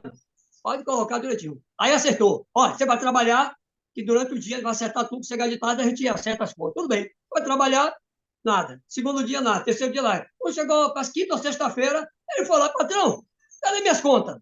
Você acha que eu vou botar você para fora? O melhor funcionário que eu tenho, vai guardar teu sábado e me deixa em paz. O camarada nunca não sabe onde é a igreja adventista. Ele não De... sabe onde é a igreja adventista. Ele está igual o senhor, então. Está igual o Rapaz, senhor no começo, quando o senhor não sabia onde era a igreja. o outro é uma história, o outro carreteiro, ele ainda não se batizou ainda, mas é uma história longa, que só a próxima cantar, mas rapidamente é o seguinte, ele é um carreteiro que eu dava estudo à esposa dele, e ele tinha duas filhas, e ele bebia muito. Aí um dia ele chegou de viagem, nesse dia não bebeu, eu estava de choque, eu fui lá, perguntei o que foi, aí o esposa disse assim, rapaz, se eu ver aqui falar com o senhor, tal. Ele foi um acontecimento que ele estava na estrada com um colega, dois caminhões, e ao dobrar uma curva, um amigo dormiu, cochilou, caiu numa ribanceira e bateu o carro com a gabine de um tubulão de água da Embasa, aqui na Baía de Água, e ele todo em desespero, com a multidão de gente, que a gabine achatou, matou aí o colega, e aquele desespero, o pessoal, o Corpo Bombeiro é bem perto lá, o sistema de bombeiro é pertinho da área, a SEAD, de meus filhos, e aí pegaram lá, conseguiram puxar o caminhão, tiraram o corpo do rapaz, botaram lá dentro da maca, e quando chegou em cima, o rapaz levantou e saiu andando. Aí ele entrou em estado de choque, todo mundo, como é que pode? O carro achatou a cabine e o cara saiu vivo. Quando o carro desceu, ele deitou no coxinho, quando o carro bateu baixo, o coxinho, o assento com a coxa, fechou, o carro ficou dentro do coxinho. Aí ele falou, seu Alberto, o que foi, no BLS, o que foi essa? Eu quero tomar estudo agora. E o camarada era apelidado lá do SEASA, Xoxó das bebidas e das meninas. Era meio complicado o camarada. Aí, resultado, ele começou a tomar os estudos, já tomou os estudos, para a glória de Deus, e bom, aí teve dificuldade também para trabalhar em empresa de carreta, mas ele foi trabalhar numa empresa, finalizar, foi trabalhar numa empresa de carreta, um bitrem, trabalha de barreira lá para Belém do Pará, e ele pegou a carga, foi trabalhar, chegou dia de sábado, que ele não guarda o sábado ainda, uma carga grande, caminhão, uma carreta gigante, e foi trabalhar dia de sábado, está lá carregando uma carga. Aí o dono da empresa, alguém ligou para ele, rapaz, olha, o motorista trabalhou sábado, Laércio. Aí o dono da empresa ligou para ele, ô rapaz, você trabalhou sábado? Eu disse, trabalhei, eu fui pegar a carga. Não, pelo amor de Deus! Por que, doutor? Eu sou adventista, rapaz. Senhor adventista? Meu irmão, dono da empresa, sou adventista. Meu filho, quando der 4h30 da tarde, tu para a minha carreta, viu? É brincadeira? Olha Ele só, o rapaz tomou estudo e foi trabalhar com um adventista. vai trabalhar como adventista. Aí ligou para mim de madrugada, eu Alberto, ele fala todo engraçado, eu Alberto, e que ela é, eu tenho que me batizar, pelo amor de Deus, eu tenho que me batizar, me ajude aí, meu pai, me ajuda a me batizar, não falta mais nada. Então, meu irmão, é muita história maravilhosa, cada dia que vem. Eu quero dizer que a Sala 57, como eu tenho dito às pessoas, ela trouxe a reparadora de brechas. Você vê pastores aí, depois de jubilado, contando a mudança de vida que vieram ter agora, depois que assistiram a Sala 57. São milhares de pessoas aí que estão sendo impactados, né, maneira de falar com as pessoas, de como conversar com pessoas, como viver na igreja, né, como trabalhar para a obra de Deus com mais dedicação. Então, isso não foi à toa, essa doença, ela é profética. A pandemia é profética, lá em Mateus 24, a pestilência vai vir, e vai vir muitas. Outra que está acontecendo agora, dengue aí no Brasil, essas coisas. Então, Deus permitiu para que a igreja tivesse a profundidade de conhecer Deus. Porque para conhecer o Espírito Santo, você fala de Deus, fala de Jesus, mas tem uma coisa, Jesus deixou bem claro, João 16, se eu não subir, o Consolador não vai vir. E aí os apóstolos ficam conscientes que quando Jesus subisse, o Espírito Santo viria para eles. Talvez eles ficassem um pouco assustados, como eles ficaram, não entender. Mas foi ali na festa do Pentecoste, onde Deus derramou o Espírito Santo, dali foi mais 3.000 almas desceu as águas.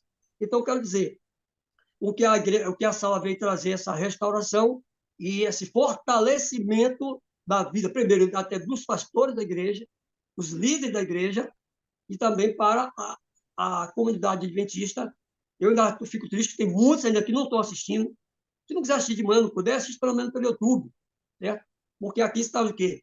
Fica fácil. Você sabe, pastor e meus irmãos, que a lição da escola sabatina, não é fácil para a pessoa leiga estudar. Muitos, às vezes, não tem, porque as perguntas são difíceis, né? São muito difíceis as perguntas. Para quem estuda, fica mais fácil, mas são muito leigos. Então, o que acontece? A sala 57, a pessoa assistindo, tem uma pessoa explicando. Se tem com a lição na mão ali, ó, água na mão.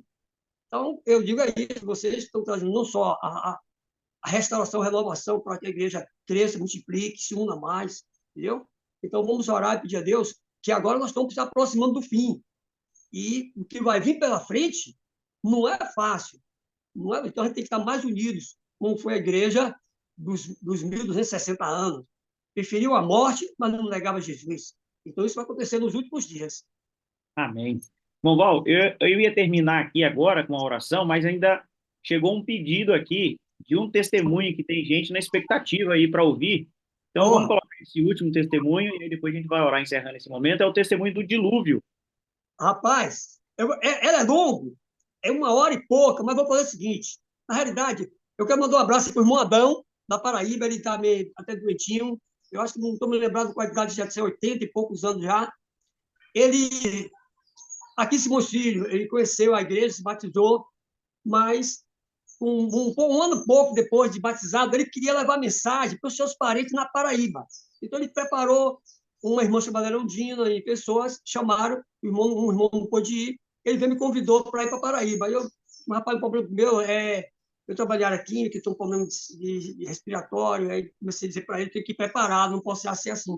Eu tenho que preparar equipamentos, remédios direitinho. Até minha esposa disse, vai com o irmão, tal. É uma semana só, irmão. Tudo bem. Só que a gente não estava atento, porque aqui a região de Feira de Santana a Salvador é a faixa do Brasil da Mata Atlântica. Chove. Mas de Sergipe, Alagoas, Pernambuco, Paraíba, meu amigo, a coisa é Nordeste da seca. E 2003 era uma das piores secas de muitos anos no Brasil. A coisa estava terrível, né? A seca estava brabíssima. E aí, ele convidou para a gente ir, a gente não sabia como é que estava. Está me ouvindo aí? Estou ouvindo, pode continuar. Aí o que aconteceu? Foi que nós pegamos um ônibus aqui da São Geraldo, antigamente, chega em Sergipe, tudo bem. Aí quando começou a viajar para entrar agora em Sergipe, meu irmão, o motorista chegou e disse, gente, eu tenho que abrir o ônibus com ar-condicionado, eu vou ter que abrir as duas portas. A porta do meio e a porta daqui do ônibus fora para o ar entrar, porque vocês vão terminar morrendo aí dentro, porque os animais mortos na estrada. A carnificina fedor vinha para dentro do ônibus. E, meu Deus do céu, quando eu olhei, meu irmão, aquela seca, você não via folha verde nenhum. E aí, tudo bem, meu Deus, para onde eu estou indo, meu pai? Para onde eu estou indo? E aí, tudo lá vai, e a gente vai para a cidade de Campina Grande. E nas estradas, você via aqueles povos, tudo com as malas, costume do nordestino, aquela lá, São Paulo. São Paulo. E, a pé mirim, a penha, ó, faturava com o povo do Nordeste, levar o povo para São Paulo. A seca batia, o povo fugia. Chegou em Campina Grande, na casa de uma irmã dele. Quando chegou na casa, disse: o que é que você vai fazer aqui, meu irmão? Você não tem água, não, meu amigo. Aqui a água é 5 dias depois, se a água está chegando nas torneiras. Porque sabe que regiões não tem rios. Regiões lá são represas, né? São represas que abastecem. E aí eu vi até a televisão dizendo que mais 2 dias de seca seria um grande caos em Campina Grande, ia ser um grande sofrimento. E ali, naquela irmã disse, olha, você tem que voltar, você não pode ficar aqui.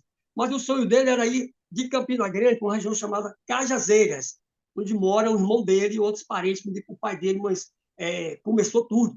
Daí, mais ou menos, quase 1 hora de viagem. Aí, bom, o que acontece? Na casa da senhora, a irmã dele é dos mormons. E tem uma filha que trabalha na faculdade, não acreditava em Deus. E, no momento, ele começou a passar mensagem para essas pessoas, e as pessoas não queriam ver, porque ele estava falando da volta de Jesus. E eu fiquei preocupado, irmão, ele estava antecipando as coisas, eu falava, conversar com o irmão, mas não é assim, tem que ser devagar, rapaz, tenha paciência. E começou a discussão. Aí eu peguei e saí, Fui para a sala, tinha umas crianças, peguei um som, botei, e aí o pessoal parou a conversa e veio até a sala. E eu disse, irmão, como é que a gente chega aqui, não canta e não faz uma oração? Pelo amor de Deus, irmão. Meu irmão, eu cantei o hino, o corinho, sinto a presença do Senhor nesse lugar. Não. Olha a oração, de 1 minuto. Botei todo mundo de joelho, gritei, meu Deus, tem misericórdia do povo do Nordeste, meu Deus, o Senhor sabe que o povo que mais sofre nesse Brasil, Pai, tem misericórdia, molha nem que seja uma gota de água na língua desse povo, Pai, em nome de Jesus, Pai, pelo poder do Espírito Santo. Meu amigo, quando eu terminei, eu olhei, estava flutuando. Eu quero botar os pés no chão, passei mal, uma força parecendo que não queria me deixar, e a dona olhando para mim com os olhos, o Espírito Santo está sobre o Senhor, digo, louvado seja Deus, louvado seja Deus, graças a Deus, tudo em paz, minha irmã. Aí parei ali, e aí depois, na hora depois, tinha pegado uma topique para a gente viajar lá para as Cajazeiras. Aí reunimos, aí viajamos, e fomos parar lá na região que se chama Soledade, e de Assunção, a cidade. E depois a gente vai para as Cajazeiras. Bom, aí chegamos lá, o irmão dele Atige é uma região de muitos sítios, tem umas duas serras, e o irmão Abel de frente é duas serras grandes, e entre as serras existe o rio que corria, tinha fontes, daí nasciam as águas para correr pelo rio, o rio seco, não corria uma gota de água. E quando chegou na porta, o irmão botou na cabeça, meu amigo, você vai embora amanhã. Aqui está tudo seco, não tem água para nada, meu amigo. É um carro-pipa, e olha lá, pode ser até na porrada, para pegar água na fila. Na época era R$ 50 um carro-pipa, para mandar para todo mundo ali, aquela confusão, aquela assim. Resultado, ficamos ali na casa, vamos preparar hoje, tem um colégio ali, faz uma mensagem no colégio, e chama as pessoas aí, você passa a sua mensagem, que ele queria pregar, e tudo bem. Aí, pô, meu amigo, o sol é daquele do Rio de Janeiro. Tremia o chão, companheiro. Você via, parecia que passava na labareda do chão. E eu olhava para aquele lugar, aquele negócio de filme de cowboy. Eu olhava para minha cabeça, era aquele filme de cowboy, né? Aqueles matos secos, bravos. Mas aí chamou para subir a serra, eu subi a serra. Subi a serra, fomos olhar lá no lugar. Mas quando cheguei lá, abafamento, me deu uma dor de cabeça, me deu febre. Aí eu disse, irmão, vamos embora que eu não estou me sentindo bem. Fui para casa, chegamos lá, aí tem aquele pote, um turrão, aí peguei a água, não vi a água assim, as dificuldades da cor da água, né? A água fica um pouco cor de leite, eu olhei, meu Deus do céu, tem que beber, tomei o remédio, sentei numa rede, não sei dormir, foi o que aconteceu, eu só sei que quando acordei estava encharcado, todo molhado, a cabeça parecia tinha pelo, aí eu fui até a porta, olhei assim, aquele sol ardente, aquele calorzão, Adão, chega aqui, como é que a gente chega de novo, rapaz, nem se não ora, pelo amor de Deus, Adão. Quando a gente chega na casa, você tem que ficar ouvindo e orar para esse povo, aprender quem somos nós. Aí chamou todo mundo, aí chamou Abel, Dona Maria, um filho, dois garotos e um deficiente. Aí tinha um deficiente que estava na oração. Aí eu cantei o hino pela oração, a Herondina que é conosco, disse assim, irmão Valverde, você fez a mesma oração que você falou em Campina Grande. Ô, irmão, glória a Deus, vamos pedir a Deus, vamos orar. Tudo bem, sentei nele, estou sentado ali na rede, o pessoal foi lá para o fundo. De repente, eu fui até a porta, olhei para o pico da serra e vi um negócio preto. Eu digo, meu Deus, eu estou delirando, é a febre. Porque para a direita e para a esquerda, tudo azul. O sol de rachar. E no pico da serra, aquele negócio preto. Eu digo, voltei de novo, olhei, rapaz. Quando eu olhei para. De repente, vi aquela ventania arrancando aqueles matos secos, trazendo um monte de areia para dentro da casa, e parecia aquele cimo de deserto. E fechamos as portas, e ficamos dentro da casa, e meu amigo, chuva, trovão, relâmpago, de parecer que ia acabar com o mundo. Eu disse, meu Deus, eu vou morrer aqui, você vê meus filhos, você vê minha esposa, eu disse, é isso, rapaz. E aí, meu amigo, a água descia, estava pela porta, a força da água era tão grande que, em vez de água descer pelas a água descia e caía dentro de casa. E a gente correu, tive que ficar para dentro do quarto, molhar as coisas. E aí o netinho de Dona Maria gritou, ô, minha avó, não deixe o homem mais rezar não, senão nossa casa vai cair. Eu disse, que eu não vou rezar não, José. E ele chorando, rapaz, no outro quarto com a avó. De pouco, meu amigo, a casa começou a ringir. E, meu Deus, O que é que está acontecendo? Bluf! No fundo, acabou. Aí, meu pai do céu, deu para me parar. E aí, graças a Deus, a chuvarada parou. Aí digo, agora pronto, amigo. Ele só ia passar um dia, a chuva chegou. Aí, quando eu olho para todos os sítios, tá o pessoal botando sofá, colchão, roupa, tudo para enxugar. Aí digo, olha para ali, irmão, o que aconteceu? Essa chuvarada, a notícia chega que os açudes estão cheios. Digo, oh, glória a Deus, que maravilha. Mas o deficiente me aprontou, rapaz. O que estava na oração, foi na casa do povo, disse que de a pé, o homem rezou e fez chover. Eita! Meu pai do céu, rapaz, que a pouco tem umas pessoas lá na porta para conversar comigo. E o deficiente é para ser menino que quer me segurar para eu rezar ele. E aí eu tive que gritar um pouco, eu não sou padre. Não, não faz isso, não, vai que história isso, né? Não, já pelo amor de Deus. Aí eu falei, ó, irmão, também falei logo a verdade. Se Deus mandou chuva, não é Deus de pau, não é Deus de pedra. Você entendeu? Eu digo, quando vocês orarem daqui para frente, ele vai mandar isso. É confiar em Deus, aí espalhou. Aí vamos preparar de noite. Meu irmão, no instante, recebe a notícia, já tinha um colégio pronto para a gente passar a mensagem. Aí pegamos o livro, saímos em casa. Quando chegava na porta, o pessoal já recebia a gente com alegria. Opa, meu irmão, eu já recebi, igual a gente. Nós temos aqui uma fita com parar de fumar em 5 dias e eles desistir com a gente. Meu amigo que chegou de noite, tinha quase 80 pessoas lá no colégio. Aí deixei o irmão Adão fazer a mensagem nos 2 primeiros dias. E, incrível que pareça, tinha estudantes de faculdade que estavam de São Paulo, que estavam ali assistindo. Aí, nos 2, 3 dias, eu fui passar uma mensagem, e, inclusive, passei um pouquinho sobre profecia, os acontecimentos. Esses jovens receberam de mim e perguntaram: quanto é que vocês cobraram para vir para aqui? Cobrar o quê? Não cobramos nada, não. De graça. Vocês vieram da Bahia para fazer essas maravilhas aqui que ninguém viu. Rapaz, isso aqui vai impactar. Tomaram meu CD, naquele CD, jovem daí lá, tomaram meu CD, tomaram meu inário. Aquele inário, eu tive que esconder algum CD daquele CD que é o dinário, mas louvores que eu vejo que foram lá participar, ficou. Aí tudo bem. Daí da roça, Assunção, é Simona. Já apareceu um carro para levar a gente de graça, sem pagar nada. Meu amigo sabia a bomba que nos esperava em Assunção. A cidade pequena. Quando a gente chega na cidade, agora vou deixar vocês aqui na entrada, eu tenho que voltar. Quando a gente saltou, meu amigo, que andou uns pedaços, o pessoal das casas vieram saindo e olhava para a gente, começava, vem aqui, vem rezar aqui com a gente. E, meu amigo, meu Deus, a notícia chegou. E agora, Adão, o que é que vai fazer, rapaz? E a gente, rapaz, passamos um dia, que chegou noite, não vamos falar mais nada. De casa em casa que a gente foi. Aí, para a casa de uma prima, essa prima do colégio, quando chegou, já sabia que a gente precisava de um colégio para passar mensagem dos 5 dias, que ia fazer uma semana.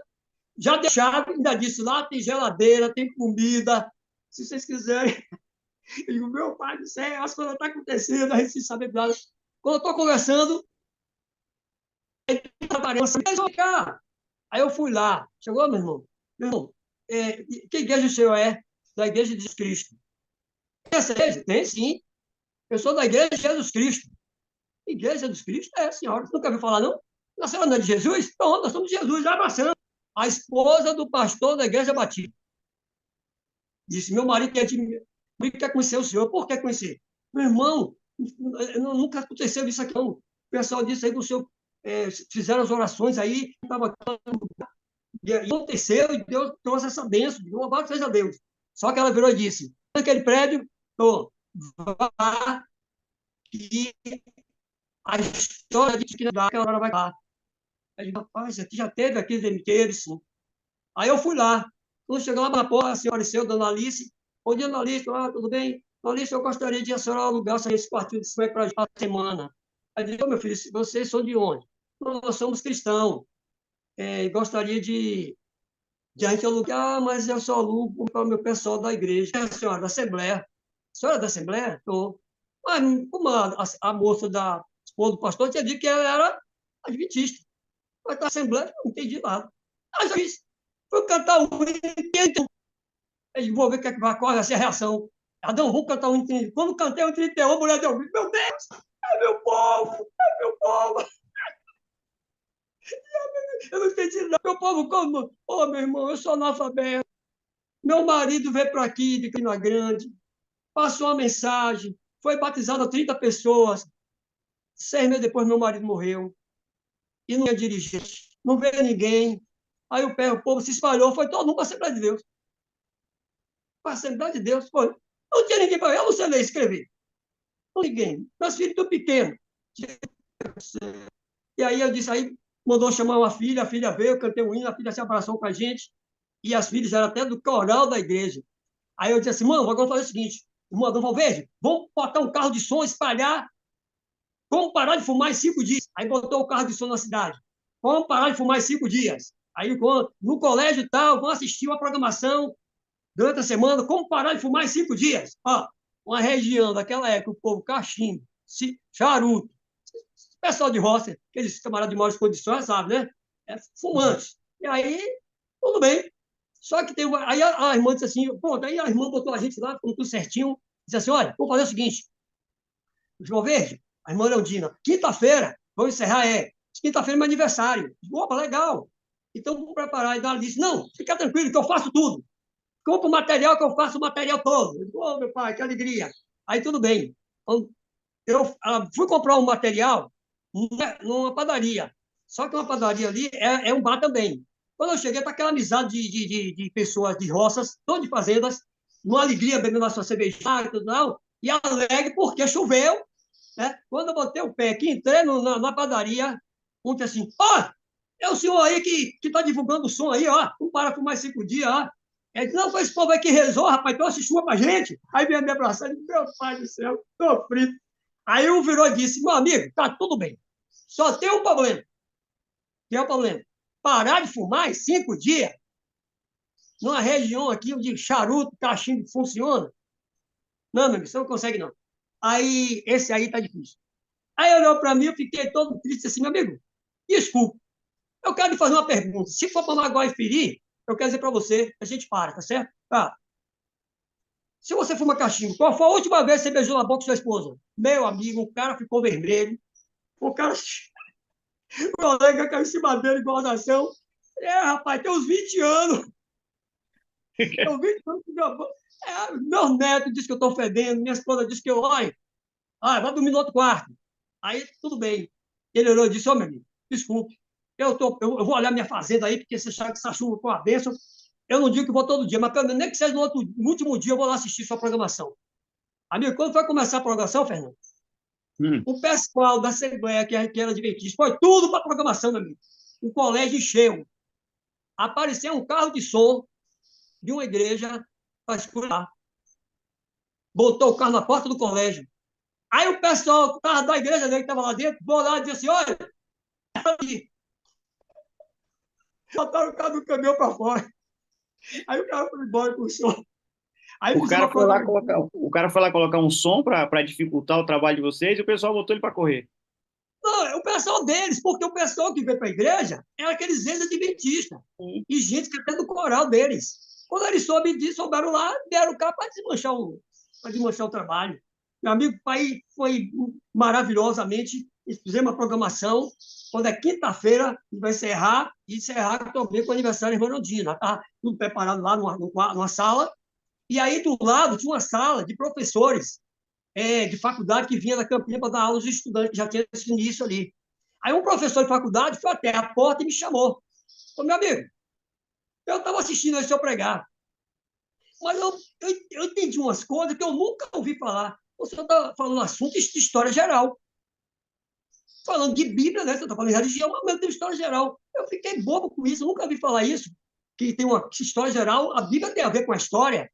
Aí comecei a abraçar e tal. Quanto é que vocês pagaram você para vir para aqui de graça? Vieram para a Bahia fazer essa programação de graça, dá de graça, cerveja de graça, graças a Deus.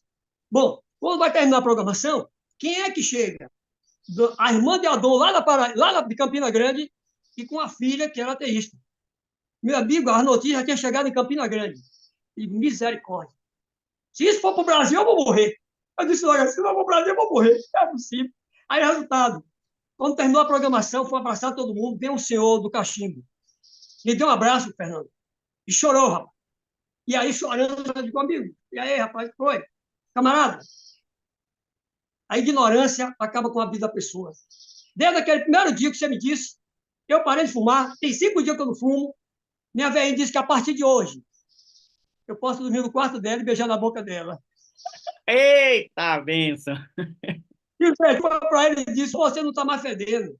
Ele chorando, meu amigo, é muita ignorância. A ignorância acaba com a vida da gente. E ali, graças a Deus, a gente terminou aquela programação.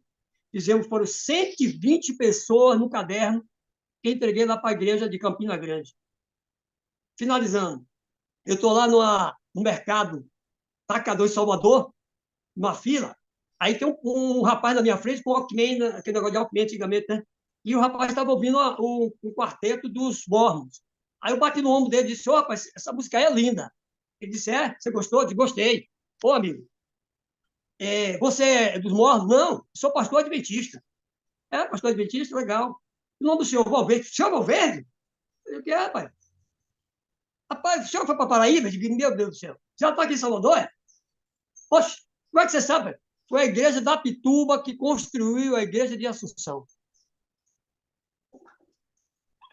Quando, rapaz, o quê, rapaz? Você não está sabendo da história, não? Eu digo: não, pai.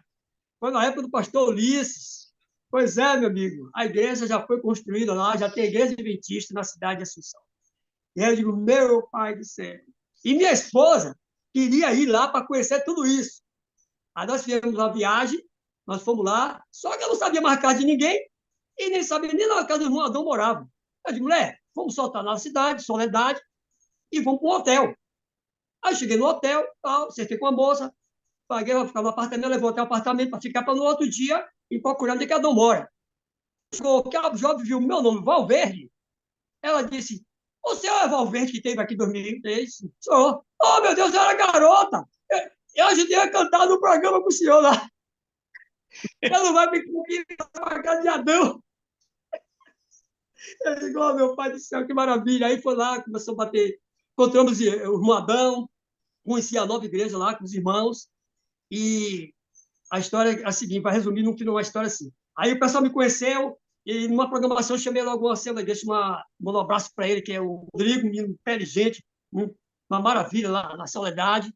Mando um abraço para todos os irmãos lá de Soledade e Assunção. Aí o que aconteceu? Eu disse assim: ô Rodrigo, me arranja um violão aí. Um violão, vamos aí sair em porta com esses jovens da igreja. Vamos procurar as ovelhas que estão desgarradas por aí, conhecer nova.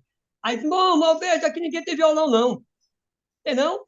Só quem tem violão é uma desbravadora, mas ela vem escondida para a igreja para a mãe não saber. Eu digo: tá bem. Aí eu fui almoçar, cheguei em casa, almocei, peguei e fui saber onde é que a mãe da menina mora. E achei a casa. Quando cheguei lá, bati na porta. Boa tarde, boa tarde. Eu sou da Bahia, vim aqui fazer uma programação na Igreja 27 um dia, só que eu preciso de um violão. A mãe da menina das Barbador, que a mãe não queria que nem botasse o pé lá na igreja. Eu disse: ah, senhor, foi lá, pegou o violão e me deu. Quando eu saí, que chego da igreja lá com os meninos: senhor Valver, você pegou esse violão onde? Na casa de Emily. A mãe dela deu o violão. Deu, tá aqui. Aí saímos, fizemos programação nas ruas. Não foi de noite, a igreja encheu, foi uma semana de oração. Foi maravilhoso lá com os irmãos. E aí está essa história, o dilúvio, mas através de uma mini oração. Que Deus abençoe a todos. Mando um abraço para todos os irmãos aí. E essa é a realidade da nossa vida. Irmão Valverde, pastor Aguinaldo está aqui com a gente. Pastor Aguinaldo, tchau, bom trabalho. Pastor, vou adicionar o destaque aqui do pastor Aguinaldo. Abre o microfone aí. Acho que ele não está liberado, tem como liberar aí?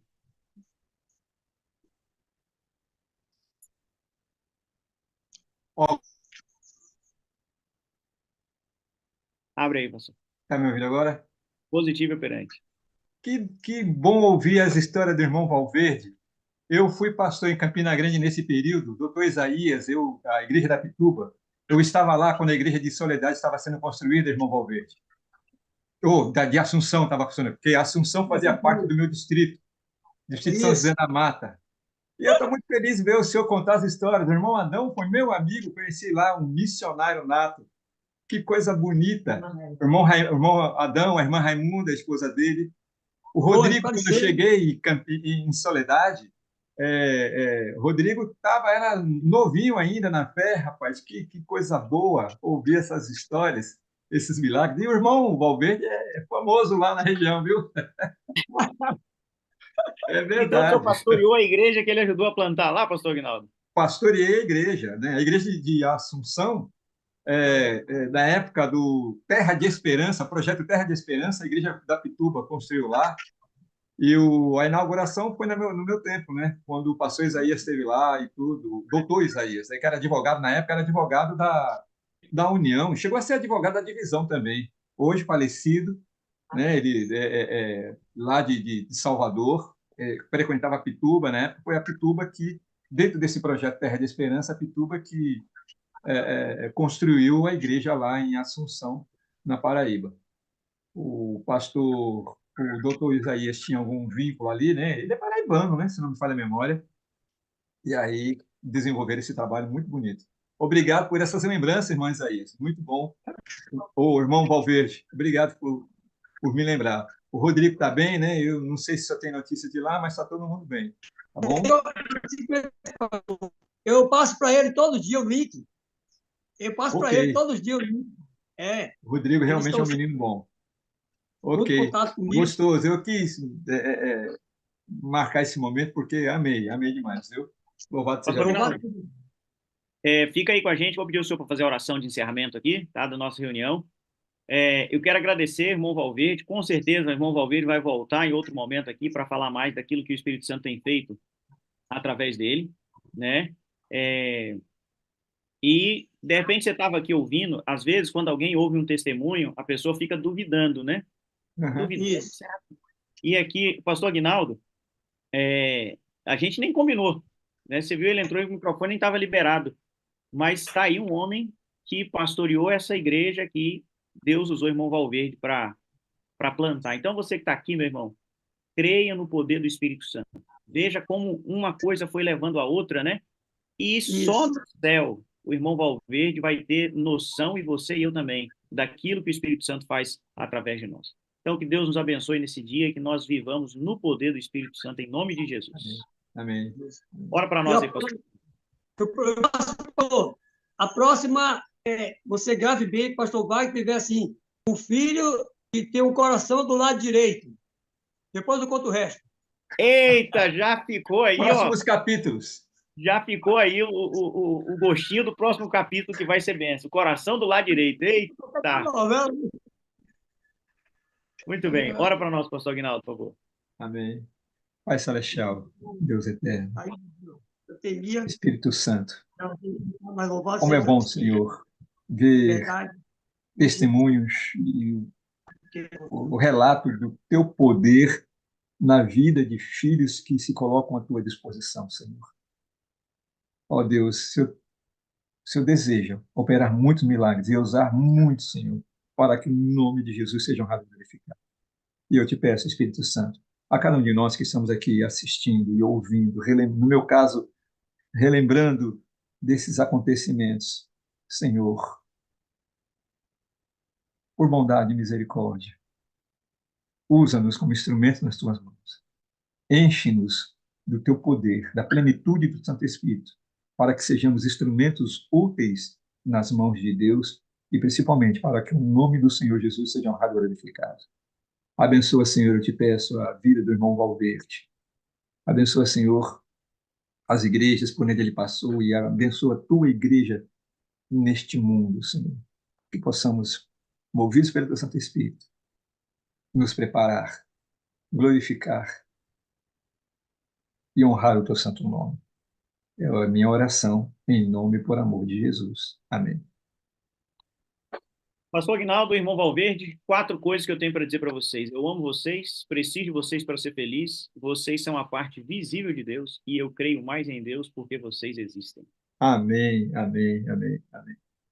Eu digo a mesma coisa, amo vocês, preciso de vocês para serem felizes, para ser feliz. Vocês são a parte visível de Deus, eu creio mais em Deus porque vocês existem. Amo a sala 57. Amém. Glória a Deus por isso. Amém. Amém. Muito bem. Irmão Valverde, prazer grande em conhecer o senhor, prazer em falar com o pastor Guinaldo novamente. Amém. Tá? Amém. Amém. E agora eu quero desejar a todos vocês um bom dia. Bom dia, Dia cheio com de alegria. alegria, Com com alegria. alegria. Também, né? Bom dia, Brenda. Irmão Valverde, Deus te abençoando.